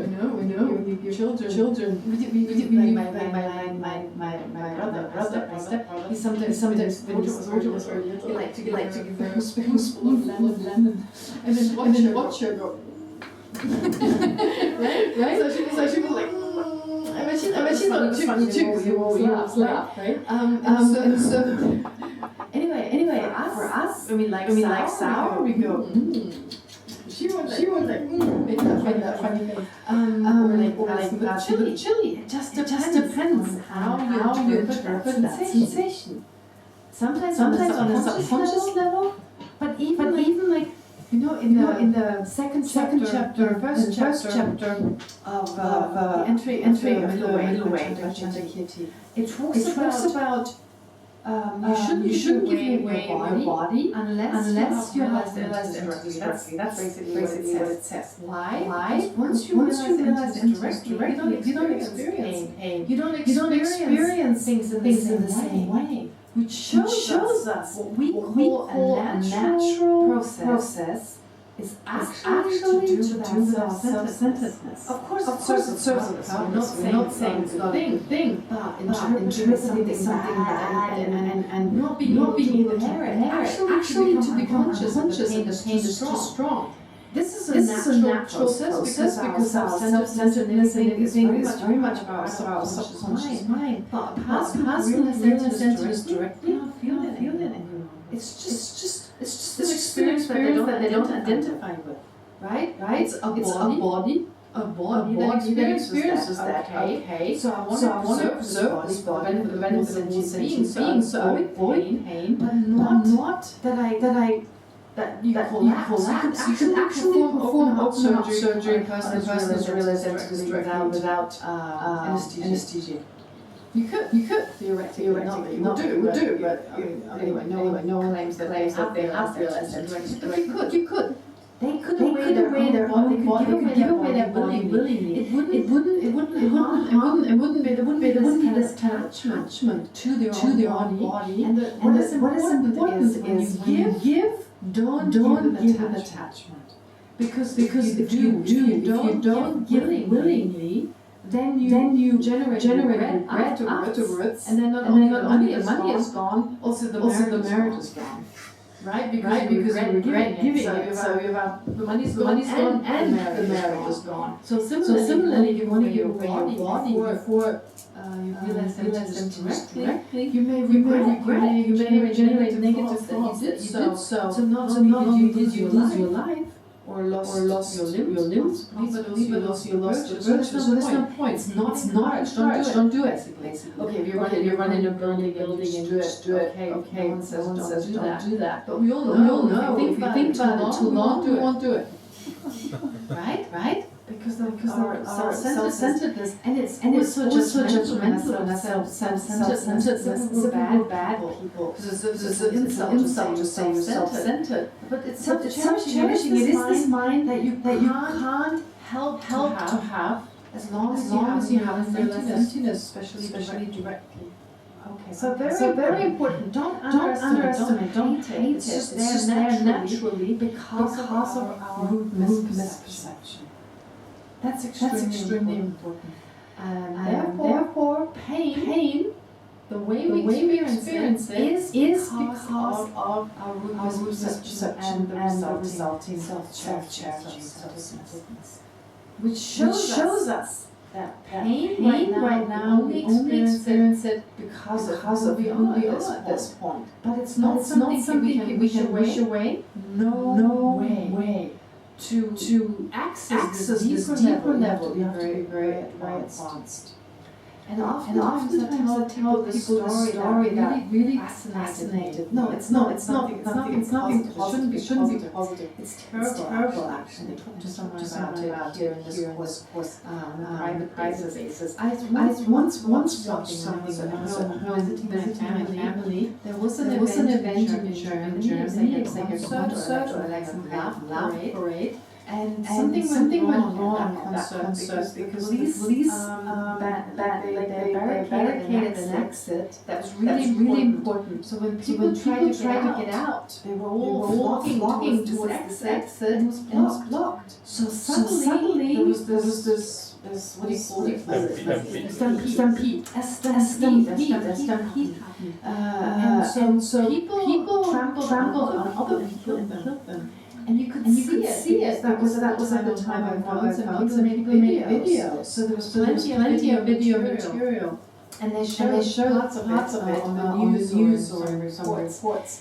But what I thought was the not interesting part, the part that really drew to it was that people in their desperation, they would have never done this to anyone. They actually intentionally trampled other people to death because there was like, I need to survive. There was like a mechanism of instinct. Good people, these amazing, beautiful people. I mean, young people, very loving to each other. When it came down to losing their life, something else took over. And at all costs, tried to climb out. And in that process, all the people got killed. They weren't aware of doing it. No one was punished, of course. The point I was seeing this, oh my God. Although I hope I trained myself a little bit in terms of self-reducing it. No way did I tap into that level. I go so deep. If it was like my life, others, I cannot breathe. Other people, better example, maybe when you're drowning. And someone has to rescue you, and you're actually holding on to this person. You can't help it. There's something takes over on a subconscious level. But I believe highly realized Bodhisattva wouldn't do it. A highly realized Bodhisattva not holding on to the other person because they've learned to control self-centeredness even on that level. Why am I saying this? Word. It's not just the course. That is relatively easy. But to access this more subconscious level. I mean, for a highly adult bodhisattva, it's no longer subconscious. Because their awareness has gone down to that level that we would call subconscious. It's totally conscious. In fact, there are counts of great meditators who've become aware of cancer in the first stage. We are aware of cancer when it's come, when it's become the second, third, fourth stage. But there's such awareness. Not just of the mind, even of the body. There are a lot of stories of great meditators who are like, something not okay. I better have it checked up. Telling the doctor, look, something that feels different. Could you please check? And the doctor goes, wow. How did you know? This is like the beginning of a growth. Nowadays, we see these examples with technology, recognizing cancer in the first stage. This is your awareness. This is what your mind can do. You want to waste it away? Really, think about it. If the meditators can do it, you can do it. All of us can do it. But we're so busy online and being entertained and doing so much else. We never access this. Wouldn't it be great? You could recognize your sickness in the beginning stage for that reason, but also for recognizing your self-centeredness at the beginning, and work with it, and be so much happier. None of your suffering could even begin to trouble. Oops. Sorry. None of that could even begin to trouble. Wouldn't it be worthwhile? It'd be cheaper, less money for entertainment. We have to spend, right? So I'm just saying. Even if it feels boring, how much longer can you continue like that? Procrastinate. Is it worth it? You can all learn to do this. All of us. Yes, there's a lot of obstruction. But that's why if you really make the effort, it's much more effective. Because the external is so much more challenging. Right? Okay. Anyway, back to this here. So the I exists because of conceptual consciousness labels I independent spaces of designation other than the merely designated or conventionally existent I. No self can be found in the body or mind. The conceptual consciousness labels I every time it thinks I. Every time you think of yourself, you label I. Every time there's the thought, this is me, on the basis of your experience of mind. I'm sick on the basis of the body being sick. I meditate on the basis of the mind meditate, and so on. And conceptual consciousness designates the I. That's why there's always an I. Right? Because you keep labeling it. But the basis of invitation is always a different one. When the body is sick, the basis is the body. You label I. When it's the mind. And just because I, there's always this I. There's always a different basis. Just the label we use is the same. In the same way, conceptual consciousness label or designate all other phenomena. For everything else, we do the same. Every time we think something is this or that, you designate it. Therefore, emptiness and conceptual designation are also merely labeled and do not exist in and of themselves. Even emptiness is merely labeled. The labeling itself is merely labeled. What? Seems like we're caught in some circular argument. Nevertheless, says in his precious garden, since it is merely the absence of form, space is a mere name. So we say space, uncompounded space, the absence of obstructive concept. Right? That is space. That's a mere name. Based on the fact that I move my hand, I label space. Right? So therefore it's labeled on the basis of something other than itself. The fact that there's no obstruction, there's no form in between. No concrete form. How can there be form without the elements? So form in itself is also labeled on the basis of the elements. Therefore, even the mere name is merely labeled. Does not exist inherently. So everything is always dependent on something other than itself, and is therefore also labeled dependent on something other than itself. Nagarjuna says in his commentary on enlightened mind, mind is just a name, just labeled. And other than it does not exist inherent, does not exist independent. View consciousness as a mere name, even that label, just the mind, consciousness. It's really just like that. Yet although conceptual label is necessary for phenomenon to exist, it is not by itself sufficient requirement for existence. Designation by consciousness must occur in relation to an appropriate basis of designation. That is why there's a difference between mistaking labeling snake on the basis of oiled speckled broke and labeling snake on the basis of the aggregates of conventionally accepted to be a snake. Very important. This is a little different. This one. The snake and the rope. Who has never heard of a snake in the rope? Wow. I'm so much. Okay, great. Everyone has heard of that. So we need to distinguish between having a valid basis of labeling and a non-valid basis. Okay. So there's a difference here. In the first case, the coiled speckled rope is not the basis of designation of the snake. Because we just don't call it a snake. It's just a mistake that we believe it's the actual snake aggregates. And it's a mistake because it does not perform the function of a snake. It doesn't move around, it doesn't bite you. Whereas in the second case, snake aggregates perform the function of a snake and thus suitable basis of designation. There you've got. The first case you have a coiled rope. The next page. And then you have natural snake. So hence even though anything that is merely designated, whatever is merely designated does not necessarily exist. Right? Does that make sense? Why? Because the snake that is labeled dependent on the coiled speckled rope does not exist. That's labeling. That's important to distinguish between getting it wrong.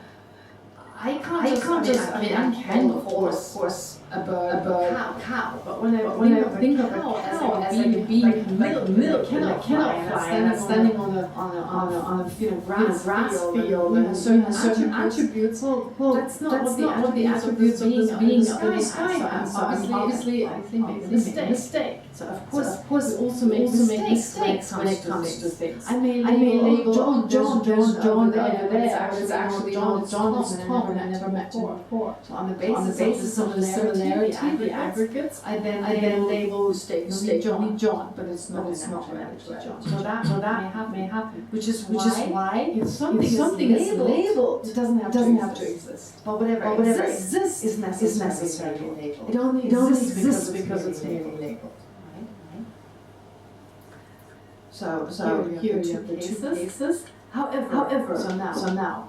This next sentence is important, and then I leave it for today. However, both the snake designated on the basis of the rope, the one to the left, and the snake designated on the basis of the aggregates are similar in that they cannot be found as existing independently of designation and inherent in the rope or the aggregates. So this is why the rope example is very helpful. Because I were to ask you, can you find some snakeness in the rope? You go, of course not. There's no snake. That's pretty obvious. There's no snakeness found in the rope. But if you look at the snake, there's also no snakeness found in the snake aggregates. In the same way. As the rope is empty of finding some inherent snake that is snake that is not merely labeled, but exists beyond the label, or whether you apply the label or not, there. Well, in the same way as you can't find it in the rope, you can't find it in snake either. In that boiled living beings. That is where it's really interesting. So if I put it down here, and I ask you this dummy as a Kelsang Wangmo, can you find Kelsang Wangmo? So can you find an intrinsic Kelsang Wangmo? Of course not. Well, you can't find it here either.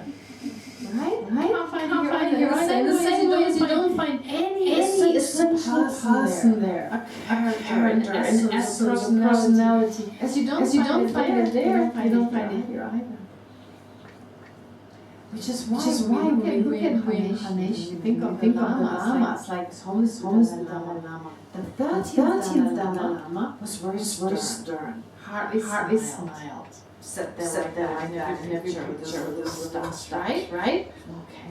And then this one is so lively, laughs a lot. And people go like, how can he be so different? Because there's no I.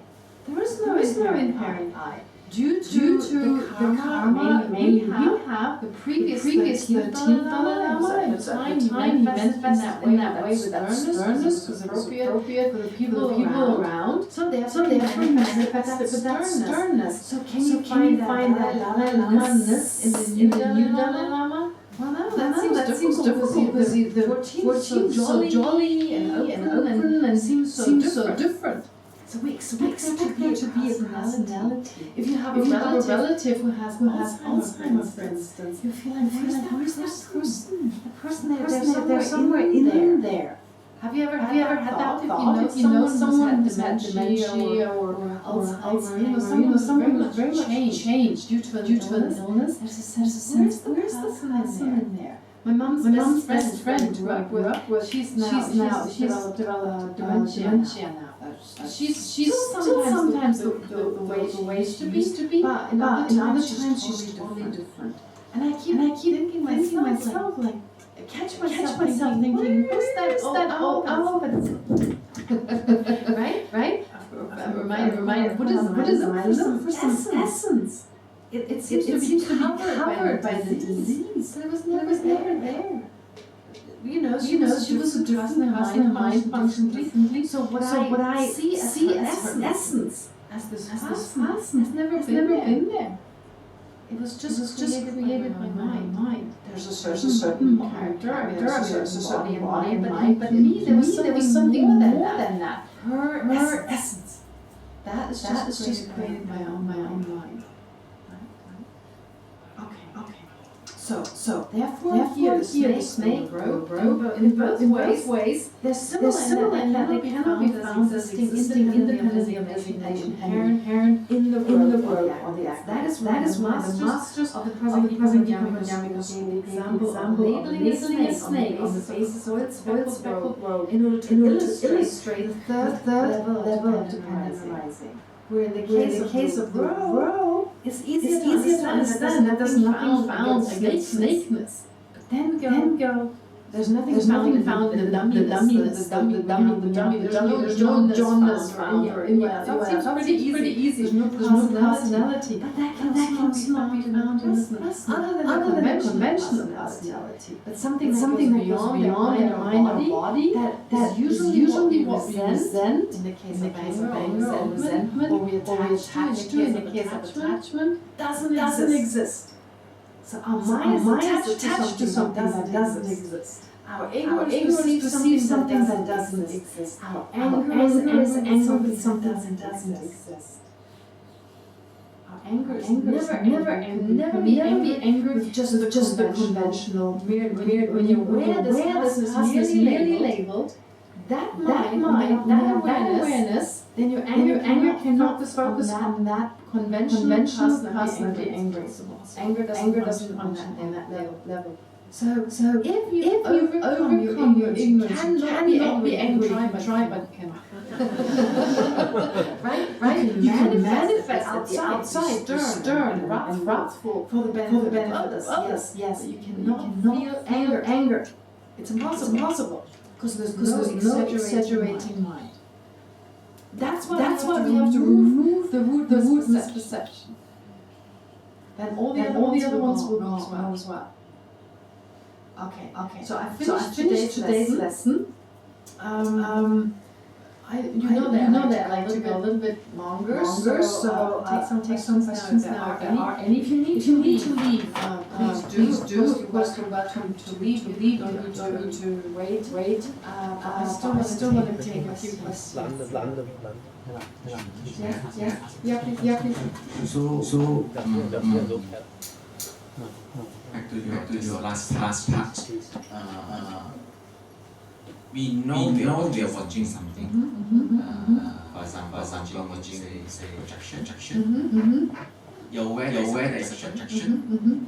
Say snake, and you have it's projection, but you still have this unconscious fear towards this very knowing that is not the real object. So how to get that?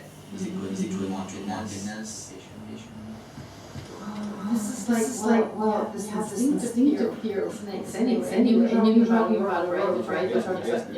Yeah. So snake projection or an actual snake? Projection. You know the projection. It's an conventional snake. You know that there's a movie showing a snake, but you fear that you know that it's not a projection. Okay. So, but you're saying it's not a projected snake in the sense of picture of a snake, but what we would label a snake correctly. Yeah. So conventional snake. All right. Okay. First of all, it's illusion like. Yeah. I just want to make sure that you're talking about what we ordinarily call an actual snake. But you know it's a projection. Well, you just know intellectually. You don't really, right? But the thing is, the Bodhisattva kind of step on snakes and stuff. No. So I mean, the thing is, you may think, Bodhisattva. Well, they could maybe just touch the snake. But on the conventional level, they still get bitten. We're not saying there is no snake together.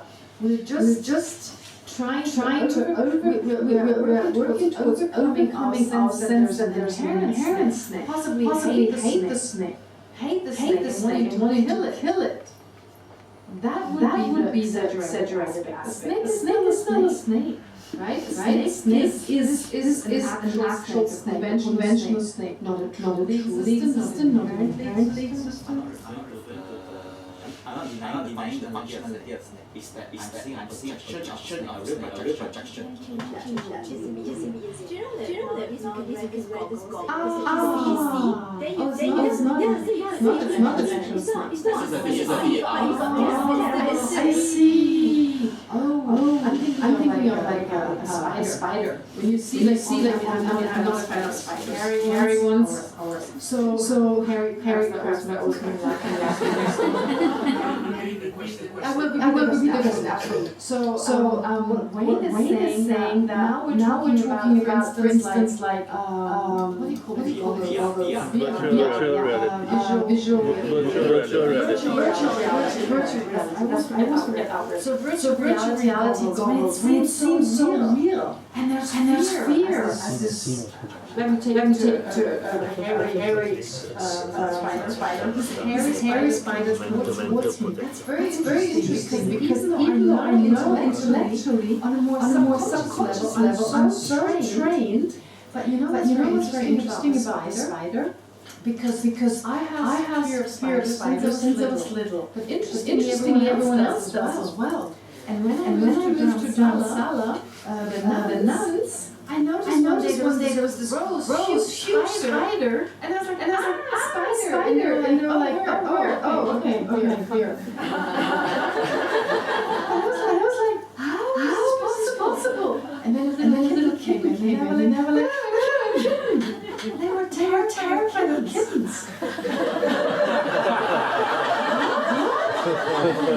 Am I dreaming here? That was very interesting to understand. Culturally determined. Because they didn't mind spiders. You know, I remember this one nun who would go like, oh, and then she carried out without legs. Hairy legs.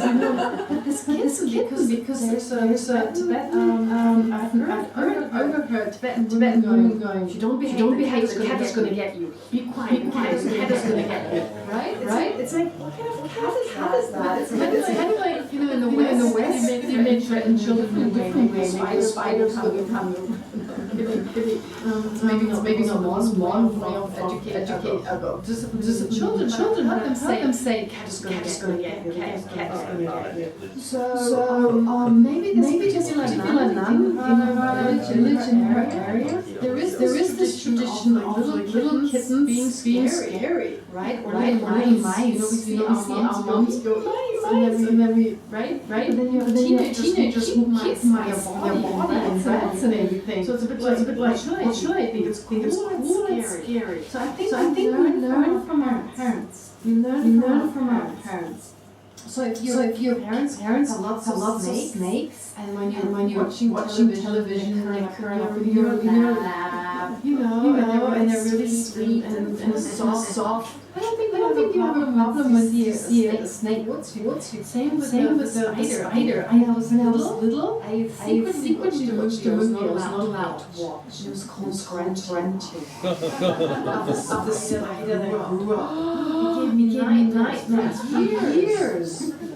It's terrible. So the thing is, where my fear comes from. My mom used to be scared. My relatives around me was scared of spiders. There's a horror movie made on this giant tarantula. So of course I'm conditioned in that way. But my nun friends, they always thought spiders were cute. So they had no problem with spiders. Kittens, they were terrified. Are terrified. Still like this. Kitten. Big cat or kittens. So you see, it's something that is educated, conditioned. But it's conditioned to a subconscious level. We're on a coarser level, you know, projection, but the subtle level still reacts. But trust me, if you see it every day. At some point it stops. You just try it. Watch hours and hours. At some point it's gone to familiarize yourself with the fact that it's just a projection. It no longer scares you. I'm pretty sure. If you watch this every day, if someone puts you in the room for a whole day and just plays the same clip, nothing's Just one example. This one's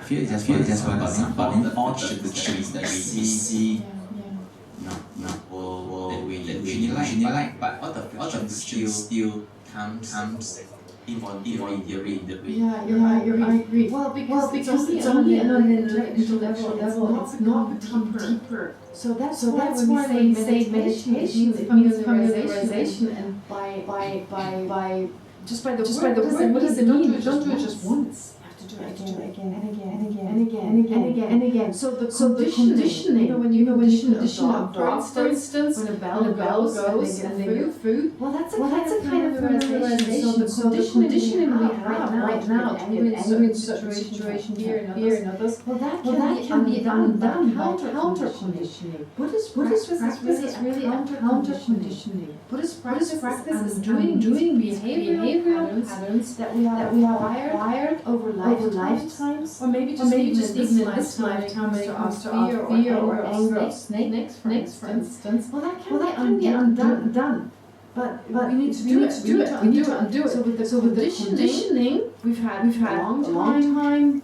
Long enough to live. Now counter-conditioning probably take equally as long. Maybe not. Means that new muscle memory. Yes. If you talk about new master memory, that's a computer term, right? Muscle. A muscle memory. Right. So for instance, if your whole life you kind of walk like that, you know. So now you need to get muscles trained.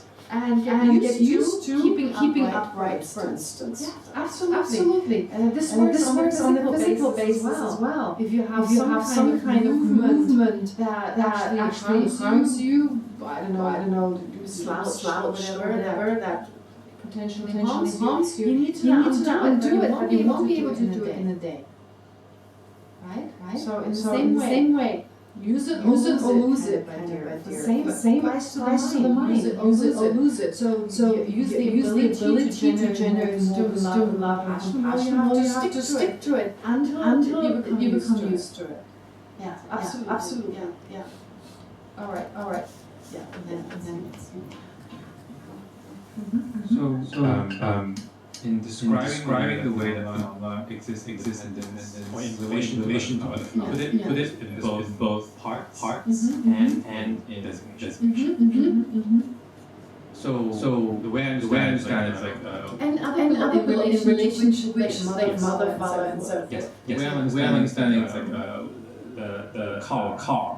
Depend also exists independent, not bus. Yes. Not scooter, not bike. That's yes, it's true. Car in relation to other vehicles that are not car in relation to that. I exist independent, not you. Yeah, that's true. That's very good. It actually says that in Lama Tsongkhapa's commentary on wisdom. My question is not the bus of the car. Yeah.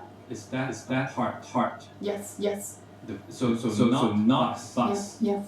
is part valid basis on which we designate car. It's not one of the main bases because of course there's also not bus. Right. So just being not bus doesn't mean you call it a car. But it's one of the bases. The reason I ask is because is it part of the basis or is it something that the definition does? It's both.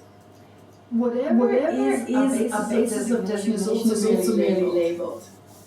Even the basis of designation of the car is merely labeled. So saying the steering wheel of the car is labeled. The non-bus of the car, the quality of being a non-bus is merely labeled. But the difference between the two, for instance, the engine versus the non-bus. Both are merely labeled. The engine is also just labeled. But the engine is a unique characteristic of the car, versus the non-bus is not a unique characteristic. So usually we label on the basis of the main characteristics, the characteristics that help us to define the object. Right? So we're all persons. We all have that in common. But labeling Wayne, we only label on the basis of him. But that is not based mainly on the fact that he's a person, because otherwise we would label everyone Wayne. No, there's certain unique characteristics that Wayne has that distinguish him from other people. And therefore these bases of designation that mainly label Wayne. So non-bus is one of those, but even the frog is non-bus. So that is not the main basis of designation for just the fact that it's a non-bus, therefore, well then this is a car as well. It's a non-bus.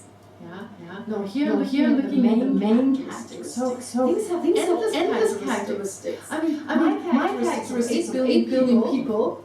I'm not any of these 8 billion people, at least 8 billion characteristics, which are only labeled on the basis of the fact that none of these 8, only the one left, or the 7 point. These ones are not, and this one person I am. But I wouldn't label me on the basis being none of those. Well. Yes, you could actually label me on the basis because only person left is me, therefore. But since we don't know the other ones, it's very difficult to label on that basis. So in other words, although this is true for me, to be none of the other human beings in this world, but when you label Kelsang Wangmo, you don't use that as the main basis of designation. There are certain physical and mental characteristics based on which you label.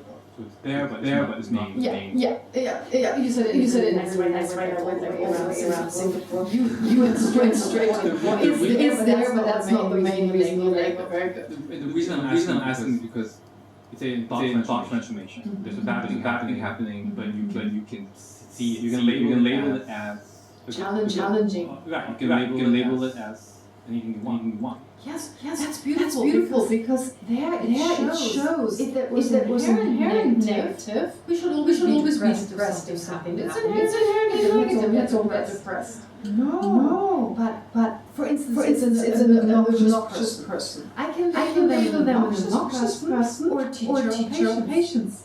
Right? And an obnoxious person, if I label that, I'm more likely to try and avoid them at least. That's obnoxious means harmful. I don't want to be harmed. I'll avoid them. If I label the same person who gives me the opportunity to practice patience, or a teacher, then I can approach them in a very different way.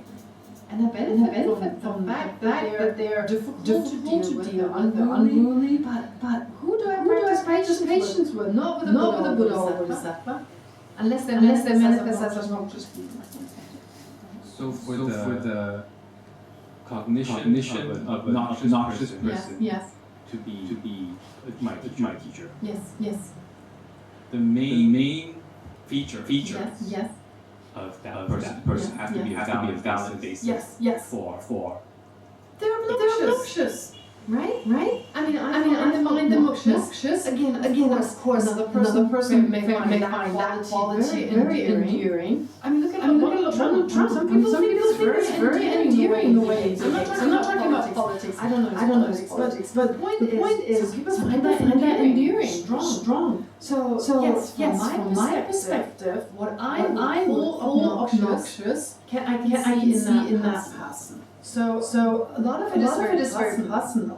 What I define to be an obnoxious person, I can see in this person without being mistaken about it. And so therefore I label obnoxious, but at the same time teacher. Because only an obnoxious person can label me not just terrible, but a difficult person. Use that. So they're a difficult person, but that's the only person who can help me to practice. On that basis, I can also label difficult person and therefore teacher of patience. Does that make sense? Does that answer your question? that's valid. Yeah, that is valid in both cases. Yes. Whether difficult or in both cases it's true from the function of being a difficult person and of helping you to practice patience. So this activity is given. Yes.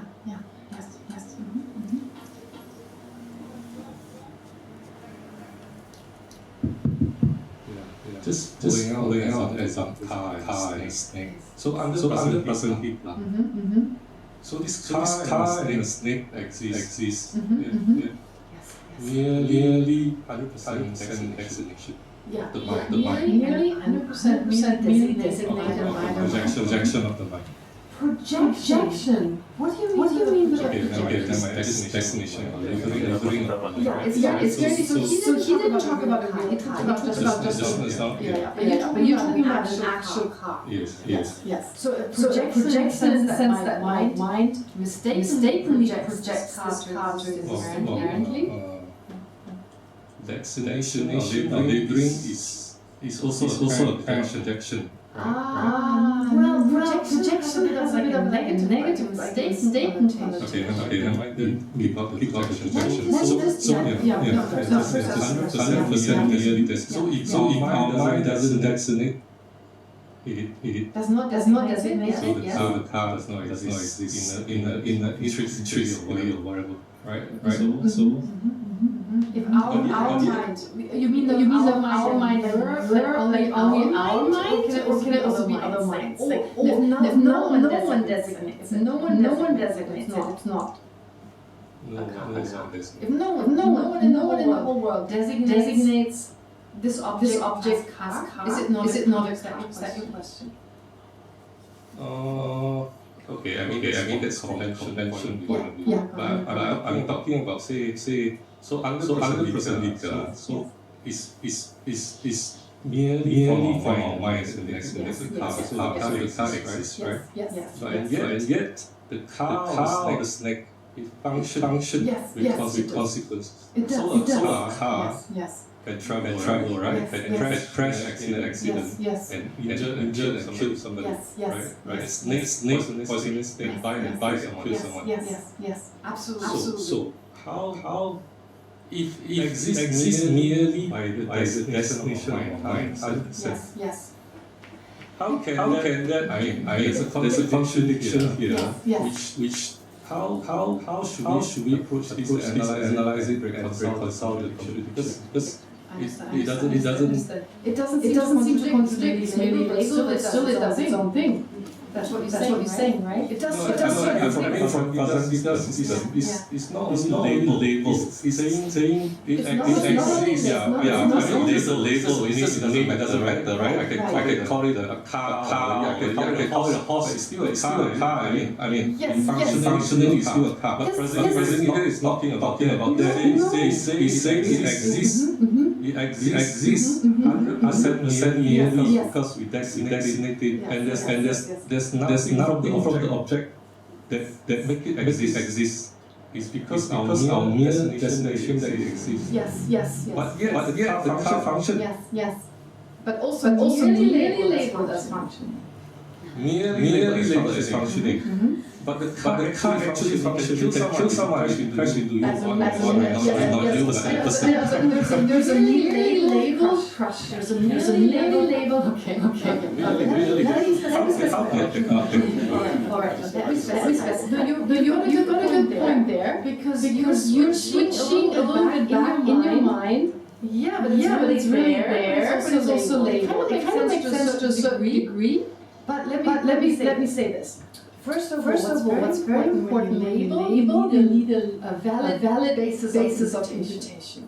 In the beginning, when I labeling, there are three factors you need. So first is the valid basis of interpretation. Secondly is the mind that labels, and thirdly is the label you use, for instance, in the case of car, right? Car. It's the label we use. Okay. So now, when we look at car, it's merely labeled on the valid basis. So therefore, we don't call it car. If we were to call it car, and what we mean with car was the car that functions as a car, it would be just a wrong label. So there are certain functions based on which we as a society we call it, or even an individual person we call it car. So, but then now each of these functions, do they really exist independent of labeling, or are they also labeled? So first you need a valid basis. But then let's look at first of all you need let's look at that. So that's parts. They also mean steering wheel on the basis of a shape and color. I call it steering wheel. On the basis of a certain shape and color, I call it engine. But what about the function? It kills a person. Okay, let's say it crashes into me. So what is the crush? On the basis of moments in time, I say crush. None of these moments races towards me, right? And to have a crush, if there's only impact, you wouldn't call it crush, right? Just that doesn't happen. So you need this movement of crashing into me. Don't worry about using that. It doesn't matter. So it crashes into me. So none of these moments is the crash. None of these moments. But the car moves closer, and whatever on a scientific level happens. Therefore, my heart stops. On the basis of that, I call it crash and kill me. My consciousness now leaves the body. Therefore, I label death.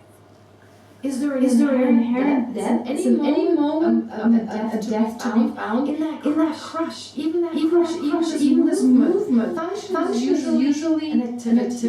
An activity is a continuum made of moments that are not called crush, right? So on the basis of this movement, there's a living being in the mind when now because of the mind leaves, I call that kill this person. Right? Label that kills a person. Is there an essence of being killed, some essential kind of killing? No, it's labeled. And then so the crush, we have the crush. The car drives. And each moment it's in a different place. None of these moments are driving. None of these moments is driving the first moment, second. No. On the basis of all these moments, I label driving. If you have a human being walking. Is any of these in there? Someone walking. Is any of these the walking? Is this one the walking? No. Is putting down the foot walking? No. Is raising this foot? No. Putting it down? No. Is this walking? No. But all together as a continuum, I label walking. Coming. What is coming? Is this coming or is this coming? Well, depends on where you are. It's in relation to me. It's coming. In relation to you, it's going. Is there an inherent coming or going? It depends from which perspective. It's in relation to where you stand. So coming and going. If there's walking, there's coming or going. There's one of the two. But it's merely labeled. So everything you say about this car, when you paint it apart, you see the function is also merely labeled. The parts it's made of is merely labeled. Does that help a little bit? That part I understand. But I think go back to the point of what it means laboring. Okay. Yes. So if I understand it, but it says an object or phenomenon exists. Yes. Because it's merely labeled. Yes. So if we doesn't label it, the object doesn't exist. Yes. If it weren't labeled, it wouldn't exist as. But here let me specify. If no one were to ever label it as this, that, or the other, ever. Then it wouldn't exist. But it's still a car. Still can function. It still can transport the person from point A to point B. If nobody call it a car. But why do we say it merely exists? Because exists merely there's no mind. Okay, let's say car. I mean, of course we can designate it different ways. So would it be a car if no one called it that? Yeah. Okay, so this is just a label. But under Prasangika, they are talking about that, right? They are talking about it exists because it's merely labeled. Exists because it's merely something. When we say it exists, we say it exists as something. Right? It's not saying it's car or BMW or Mercedes. This is label, right? But it says it exists because it's merely labeled. Yes. So if our mind don't label it, does the thing the function travel point to point? Does it exist? No. It doesn't exist. But if it exists merely because it's labeled by our mind, then how can it function and then it can function with consequences? Crash. It can. But it exists because it's just our mere labeling of our mind. And how can it have? Right. I understand. There's a contradiction there which is. I understand what you mean. It appears to you to exist objectively out there and do exactly its objective job. That's how it appears to you. And that's why you ask this question. But the reason why you see a contradiction is because how it appears to your mind as being totally independently existent out there. But it doesn't exist in that way. Like when you say, okay, let me ask you a question. Just a scientific, like forget about Buddhism. What is a tree? A tree can be defined as having a shape and a color. Do you agree? You couldn't have a tree is defined by its shape and color. Would you agree? So something if it didn't have a particular shape, it couldn't be a tree. If it was flat, you know. So when you look at a tree, let's just take the scientific finding. Does it actually have a color?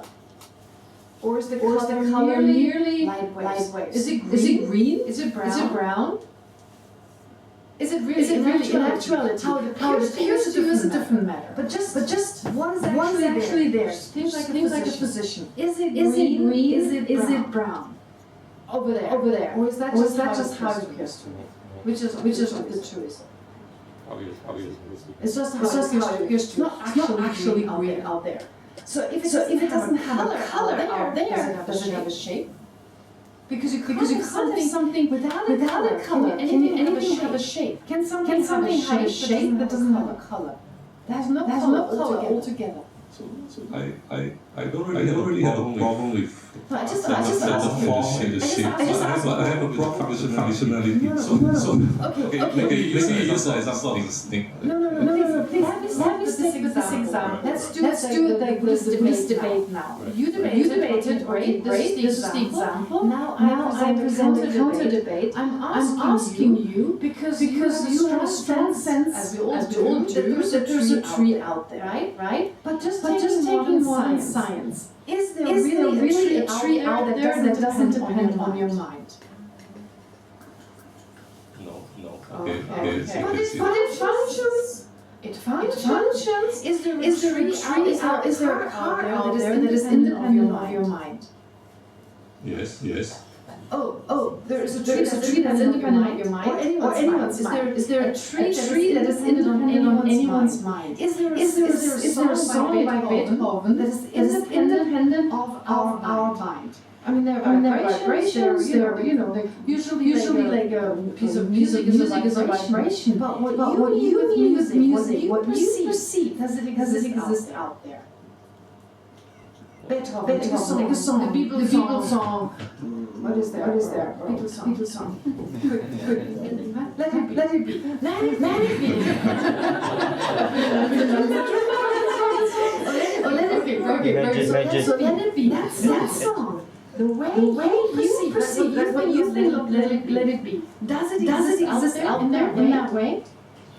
What you know is let it be. We know it's only what is it? Pressure waves. So let it be is actually just pressure waves. So what is out there and what you perceive are the same thing. Okay, not the same thing as pressure wave. Okay. But it's okay. So let me go back to the example of trees. So when you ask whether the tree exists independent of my mind, the way you perceive it, what you think of a tree. Let's be sure that what we think of a tree. If you ask to paint a tree. If you ask like that, then of course I have to see the tree in relation to my perception of the tree. Exactly. Yes. But the tree does exist. You don't look at it. The trees in the Amazon does exist. I can't see it. I can't perceive it, but it does exist. Can I just add something, a small thing here? Yeah. This when we say it's merely labeled, we're not talking about a certain time. This is very important. This is where it becomes very difficult. Because to give you an absurdity, when everyone leaves this room and it's empty, does this room to stop to exist because there's no label in that moment. That's not what is meant. If there's any time ever it is labeled, then that's when we say it exists. And you ask your question: Is the first Dalai Lama the first Dalai Lama? His name is actually Gyalwar Gyalwar. Is he the first Dalai Lama or not? Conventional. Is he the first? Of course he is. But he was never the first Dalai Lama while he was alive. It was only at the time of the Dalai Lama that we called him Gyalwar Gyalwar, and still conventionally he is the Dalai Lama. So just if in that moment you turn around and you're not calling it a tree, it doesn't become something other than a tree. That's important. It's not time fixed. It's not like no one in this moment calls it a tree. Does it stop being a tree? That's not what we mean. This is not, we shouldn't say it stated on time, because when we make inherently existent, it can only be a tree in that very moment. That's not what this is. So if ever anyone has had the thought, this is a tree, and based on a valid basis of imputation, and it's a tree. So is this a tree? Yes. But the tree that is there. Right? Is that exactly the tree you perceive? What do you mean with the tree? Is that the tree the way it appears to your mind? Or is it the tree that doesn't appear to your mind? There's something there. but something there does not accord with what you perceive, right? So when you think of the song Let It Be, are you talking about those pressure waves? Are those the song? Or is the song for you that you hear? When you think of car, is it that which you perceive and everyone else perceives? Or is there something else? Is there a car that exists over there that is independent of anyone's mind? Without even merely labeled. But you're talking about an object that has a certain shape and color. I'm just talking about modern physics. Is there? The song is the best. It's really hard. The songs are like just pressure waves. Is that a song? Is a pressure wave a song? Would you call that a song? Or are you calling a song that which appears to your mind? And if you're calling that which appears to your mind, whoa, it's very subjective. The song, I can understand. So the song is subjective. Very good. So in the debate, But the car is different from a song. Okay, very good. So the song we agree. I think you go back to the when Prasangika say the phenomena exists because it's merely designated by the mind. Yes. So what do they actually exactly mean? So they mean that things appear to the mind, based on those appearances, we call them this, that, and the other. We say phenomena exist externally, but at the same time, they only exist because they appear to the mind. There's no contradiction. So merely label is just saying a specific mind. But I don't think you're struggling with that as much as I think you're struggling with the fact that it's dependent on the mind and still we say it exists. I think this is what you struggle with more. I'm struggling is if Prasangika is saying that object of phenomena exists merely is 100% because our mind designated as existing. As a car.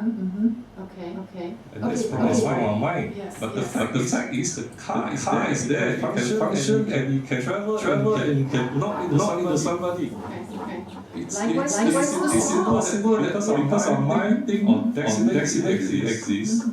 It can function like that. Yeah. All right. Yes. So I see what you're saying. But is it impossible for you to think that car only exists? It's functioning, crashing to kill people, but it merely appears to the mind. Is that not impossible? Does that work? If I were to say to you, forget about designation. Forget about designation. It's all. I made it up. Or someone did, right? No. If that wasn't the case, if I were to take that and I were to say everything only exists because it appears to the mind. Everything exists because if it doesn't appear to the mind, it can't exist.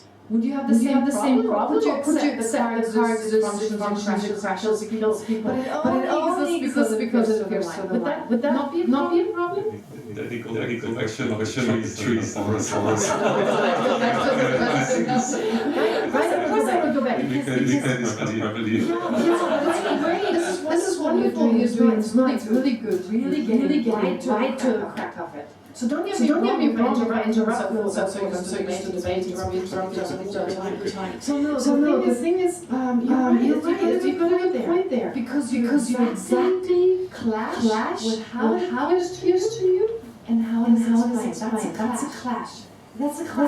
And I have that clash. When I follow the way things appear to me, they're out there, they're just doing whether I'm there or not. The whole world maybe does its thing. I know exactly where you're coming from. Of course. From my mistaken appearance, I totally understand. Right? But I see the same clash. So therefore, it helps me with the song. I go back to the song. That makes sense. But if it's true for the song, it has to be true for the car. If it's true for the tree, it has to be true for the car. Cars are more complicated than trees and their mechanics. That's why the more complicated they are, the more solid they appear, right? The more expensive, the more valuable they are. It's much easier to understand the lack of inherent existence of the anger than the lack of inherent existence of the emotional mind of Buddha, because it's seen as more precious. Yeah. So it's just a statistical song. It's not even fashionable anymore. You know, let it be. Or it's just a song of visual objects. So obsessive visual objects. For us, they seem much more real than sounds. That's why being blind seems a lot worse than not being able to hear. Because we're so dominant. Our visual perception is so dominant. No taste.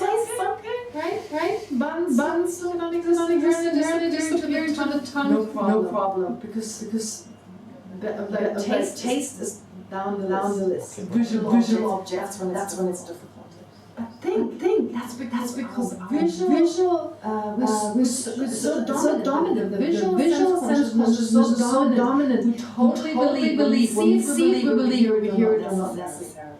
So therefore any inherent existence that adheres to our visual consciousness fools us much more than the inherent existence of the bun that you taste. Or you hear about. Well, I don't know how the sound Never mind. The sound of the car. Okay, that can be illusionary. That's just pressure wave. But sound really, the car is really there. I can see it moving back and forth and hitting people and you know. Yeah. But it's just interference to the mind, because shape and color that you perceive, because you see is defined by shape and color, and science tells us it's just light waves. There is no shape and color the way it appears to your mind. It's an optical illusion. And here I'm just talking from the point of view of science. Buddhism doesn't bother, goes right to the crack. It doesn't exist as not merely enabled. But the scientific understanding should be integrated as well now that we know colors and shapes don't exist out there. What you mean that the car doesn't exist out there? Because to be a car, it has to have a shape and color. Those are totally subjective. Right? Think about it. Did I really confuse you now? No, it's good. That's good confusion. We don't like to be confused, but that's the best confusion there's in the world. It shakes existence. If you have doubts, it shakes existence. It's very powerful. And trust me, I have the same confusion. If you were to debate with me, very difficult to answer. From my own experience, it doesn't control all my experience. It's not saying the same thing. Like this projective world. I still think, oh my God, why did they dress in this way? I have that thought because I have this thought. There's an objective beauty. You know, my nuns friends have flowers on every pillow in a different color. I go, how can they find that pretty? When they see my blue stuff that's like a single flower, I think it's totally ugly. I still have that sense. There's an objective beauty out there. Totally. So I totally get where you're coming from. And I pretend I can understand. Yes. Sounds like subject and object play draw meaning from it. Very good. So object is dependent on the subject is interdependent. Right? And object. I mean, honestly, when I say I perceive something, becomes the object of my mind. Do I perceive something beyond the object of my mind? So what appears to me, and we all assume the same applies to us. What about a fly? Does the fly see the same room? So the fly doesn't see what we see, but what we see is totally subjective, and the fly doesn't perceive it. So the reality of the fly and sentient human beings is very different. So what is out there? What the fly sees or what we see? If the fly sees an empty room, or a preta being sees an empty room, when they come to the preta being sees a desert. Think the wall. There's a wall of water, right? So a preta being sees it as pus and blood. A human being sees it as water, a celestial being sees it as nectar, and another being sees it as empty. What is it? Is it empty? Right? Is it pus? Is it water? Or is it nectar? From my perspective, due to my karma, that's what I perceive. So I'm actually I seem to be denying the external world. Conventionally there is an external world, but we only perceive it because of the karma we have as human beings.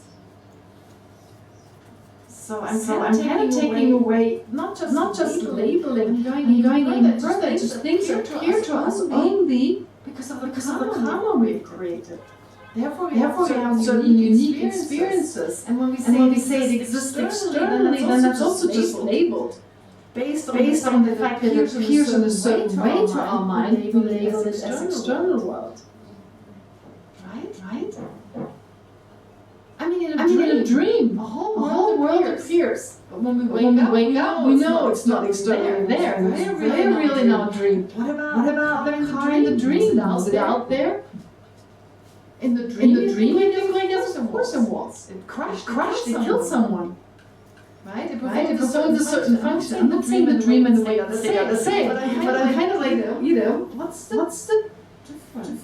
You just raise your hand. Yes. Oh, can we get the microphone to her?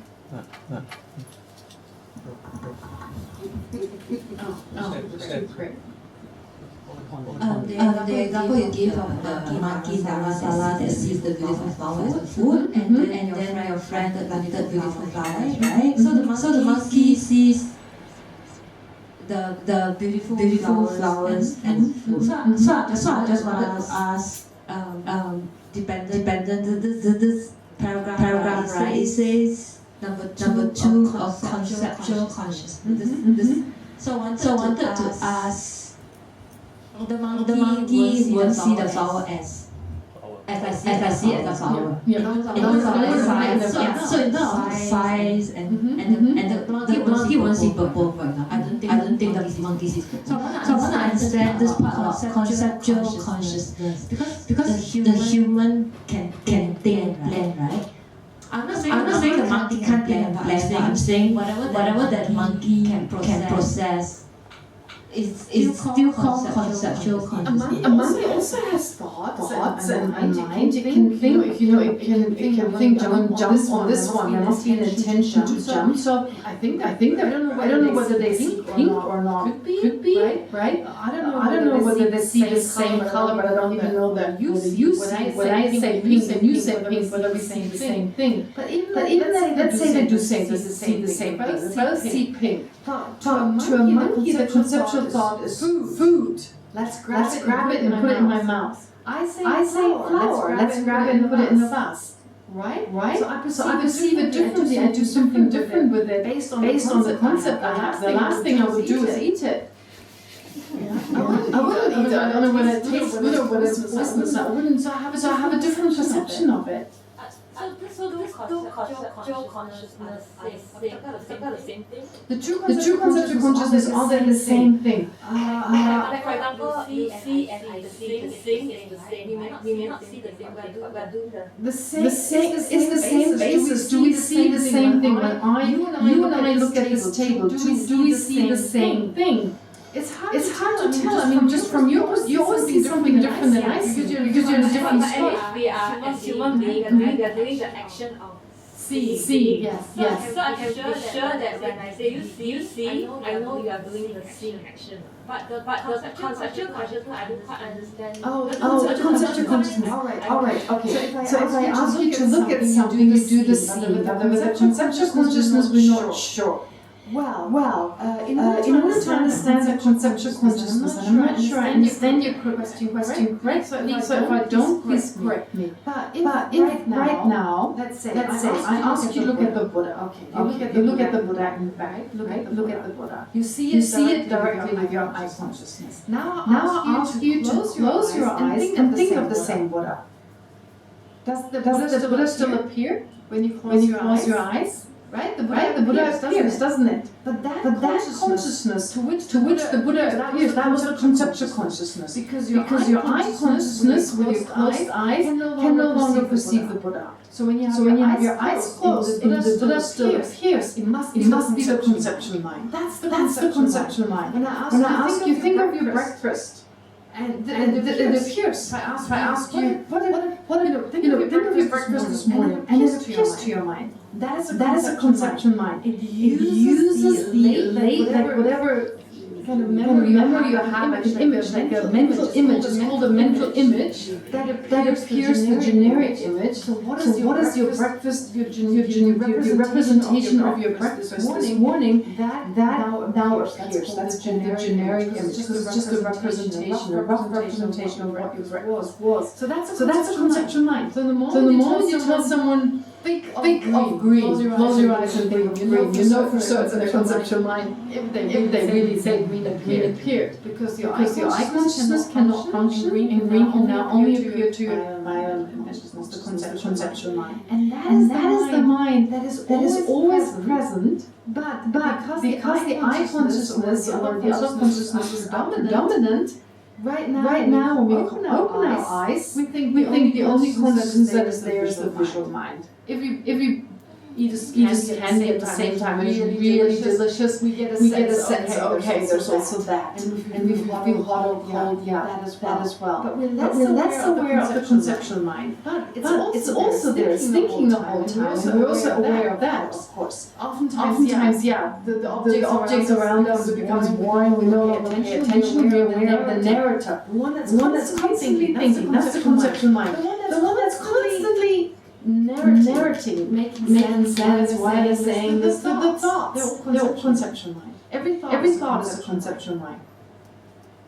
But the appearances to the conceptual mind are not obvious. Let's just put it this way: the appearances to the conceptual mind right now are not obvious. The generic image appears right now, but because the appearances to the eye consciousness are so dominant, we're only aware of them. Right? What is interesting? If you think of your favorite food, or if I mention your favorite food, if I say Swiss chocolate, and you suddenly go, that shows that Swiss chocolate appeared to your mind. Because suddenly water. You feel like I want to eat Swiss chocolate because you imagined eating Swiss chocolate. Although it's not in. Yeah. I know this with food because I'm a foodie. I love sweet. That's why I avoid it. If you say Swiss chocolate, I cannot watch the movie Chocolate. I cannot watch it. I'm like thinking of chocolate the whole time. You know this movie Chocolate? Yeah. I can only eat it by a glass of Nutella in front of me. So the point is that it's very interesting with food. The fact that it actually appears to your mind. If I'm talking about your favorite food, some physical reaction takes place, which shows it has to actually appear to your mental consciousness without you being aware of it. You don't being aware. You're wearing my shape and color of the Buddha behind and so forth. That's totally dominant. But on a subconscious level, you just had your favorite food appear into your mind, causing this water kind of, what do you call that? Saliva kind of, saliva kind of in your mind. You're ready to eat it. You're ready now to eat it. You feel your belly, right? You feel like, oh, I'm hungry. I could actually eat it. I could actually eat it tonight. You have all these thoughts because it appeared to your mental consciousness without you being aware. Right? Yeah. Does that make sense? It's so powerful. Our mental consciousness is so powerful. Even when you watch a movie and the fact you see something that's not really there and you want to eat it, or you're happy when the main character who you know is actually a good actor and maybe a good person when they play the villain, you're happy that they get. See, like even as a part of the projection, it triggers something in our mental continuum. We believe it. We are scared in a horror movie. We all know it's just a movie, and still we get scared. Isn't that bizarre? Even the projections that are not true, they trigger emotions in us. So of course we're fooled by the things that are not projections that conventionally exist. Really. Yeah. Even those things. And there's a conceptual mind that becomes acting. That is there. So that's the conceptual mind. Your thoughts and all that. Does that answer that? So your conceptual mind, every time you think it is this, you're labeling. So this part about the emptiness, right? Because it's something unknown. So let's say if I say think of mochi. Think of mochi. That's unknown. See, the thing that is unknown, or if you say something that is unknown, I cannot conceptualize it. I can. I think of mochi, M-O-T-H. I think of the spelling in my mind. Mochi. What appears? M-O-T-S-H-H-I. Mochi. That's what appears in my mind. M-O-T-H-H-I. And I'm wondering, could that be something to eat? No, it's not. What I'm trying to say is this thing about conceptual consciousness, thing that I know. Yes. I can understand it now. That Something appears to your mind. I understand. But it is something like you say something that I know. Mochi. Okay, you give something in German that I probably don't know. You say it and you ask me, then I'll be like blank. But then blank appears. Blank appears to your conceptual consciousness. To use my conceptual consciousness because it's a blank. Like no clue at all. So even if you don't know what I mean, something appears to your conceptual consciousness. Maybe just thinking, I have no idea what she's saying. That's a thought. That's a conceptual mind. Just thinking, I have no clue what she's talking about. You have a thought in that moment. Maybe mochi doesn't appear as mochi, but there's definitely the thought. I have no idea what she's talking about. What she means with this? Would she mean this? Is she speaking Chinese? Is she speaking German? What language? These thoughts are all arising. So you start to analyze, try to understand it. If I just say cake, you just go hey, whatever cake means to you right in that moment, whether it's chocolate or apple or whatever. So then if I say a word like mochi, you start thinking about it. Some conceptual process happens. Doesn't it? If I were to say potokoto. Potokoto doesn't mean anything. It's not a word in any language. It doesn't mean that. So he says potokoto. If I say potokoto, it's not like a word in any language, right? What appears to your mind? Oh, now she lost her mind.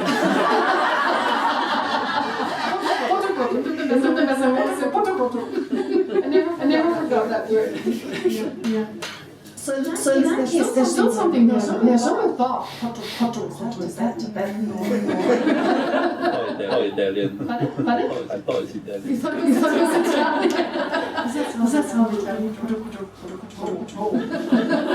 Let's eat some potokoto.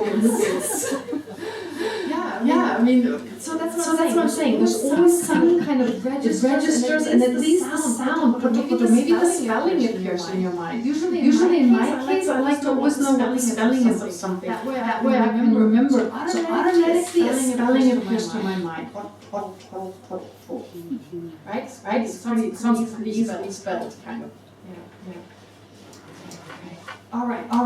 I think the getting darker outside in the room for a while. Great, wonderful. You're doing amazing. I mean, your understanding, that's pretty impressive. So thank you for your interest and your questions. Keep them going. And any confusion is good. Seriously, all our texts written in such a way that they're confusing. Our textbooks, if the textbook wants to tell us, for instance, A is B. They never say A is B. They say A is C. Whatever C is necessarily F. Whatever is F is necessarily B. And so then you have to figure it out. You read a whole page just to find out that they're saying that what they're trying to say is A is B. It's done in these kind of riddles. Because then you use your mind. It's all about training the mind through memory, through not to be able to see how it's all connected and keep the thread. Keep the thread. What was it in the very first sentence? What was it again? It's A apple. I need to go back again and again. All of this was to train the mind. Confusion was considered good. Yeah, I'm not just making it up. I'm saying confusion is good. Yeah, on that note. All right, great. So that's dedicate.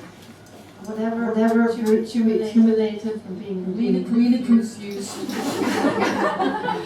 I mean, from giving it a lot of thoughts and reflecting on all that, despite our confusion, may all this help us to overcome our confusion, replace it with true understanding of reality, and remove all our afflictions, all our obstructions, become fully enlightened, the benefit of all sentient beings.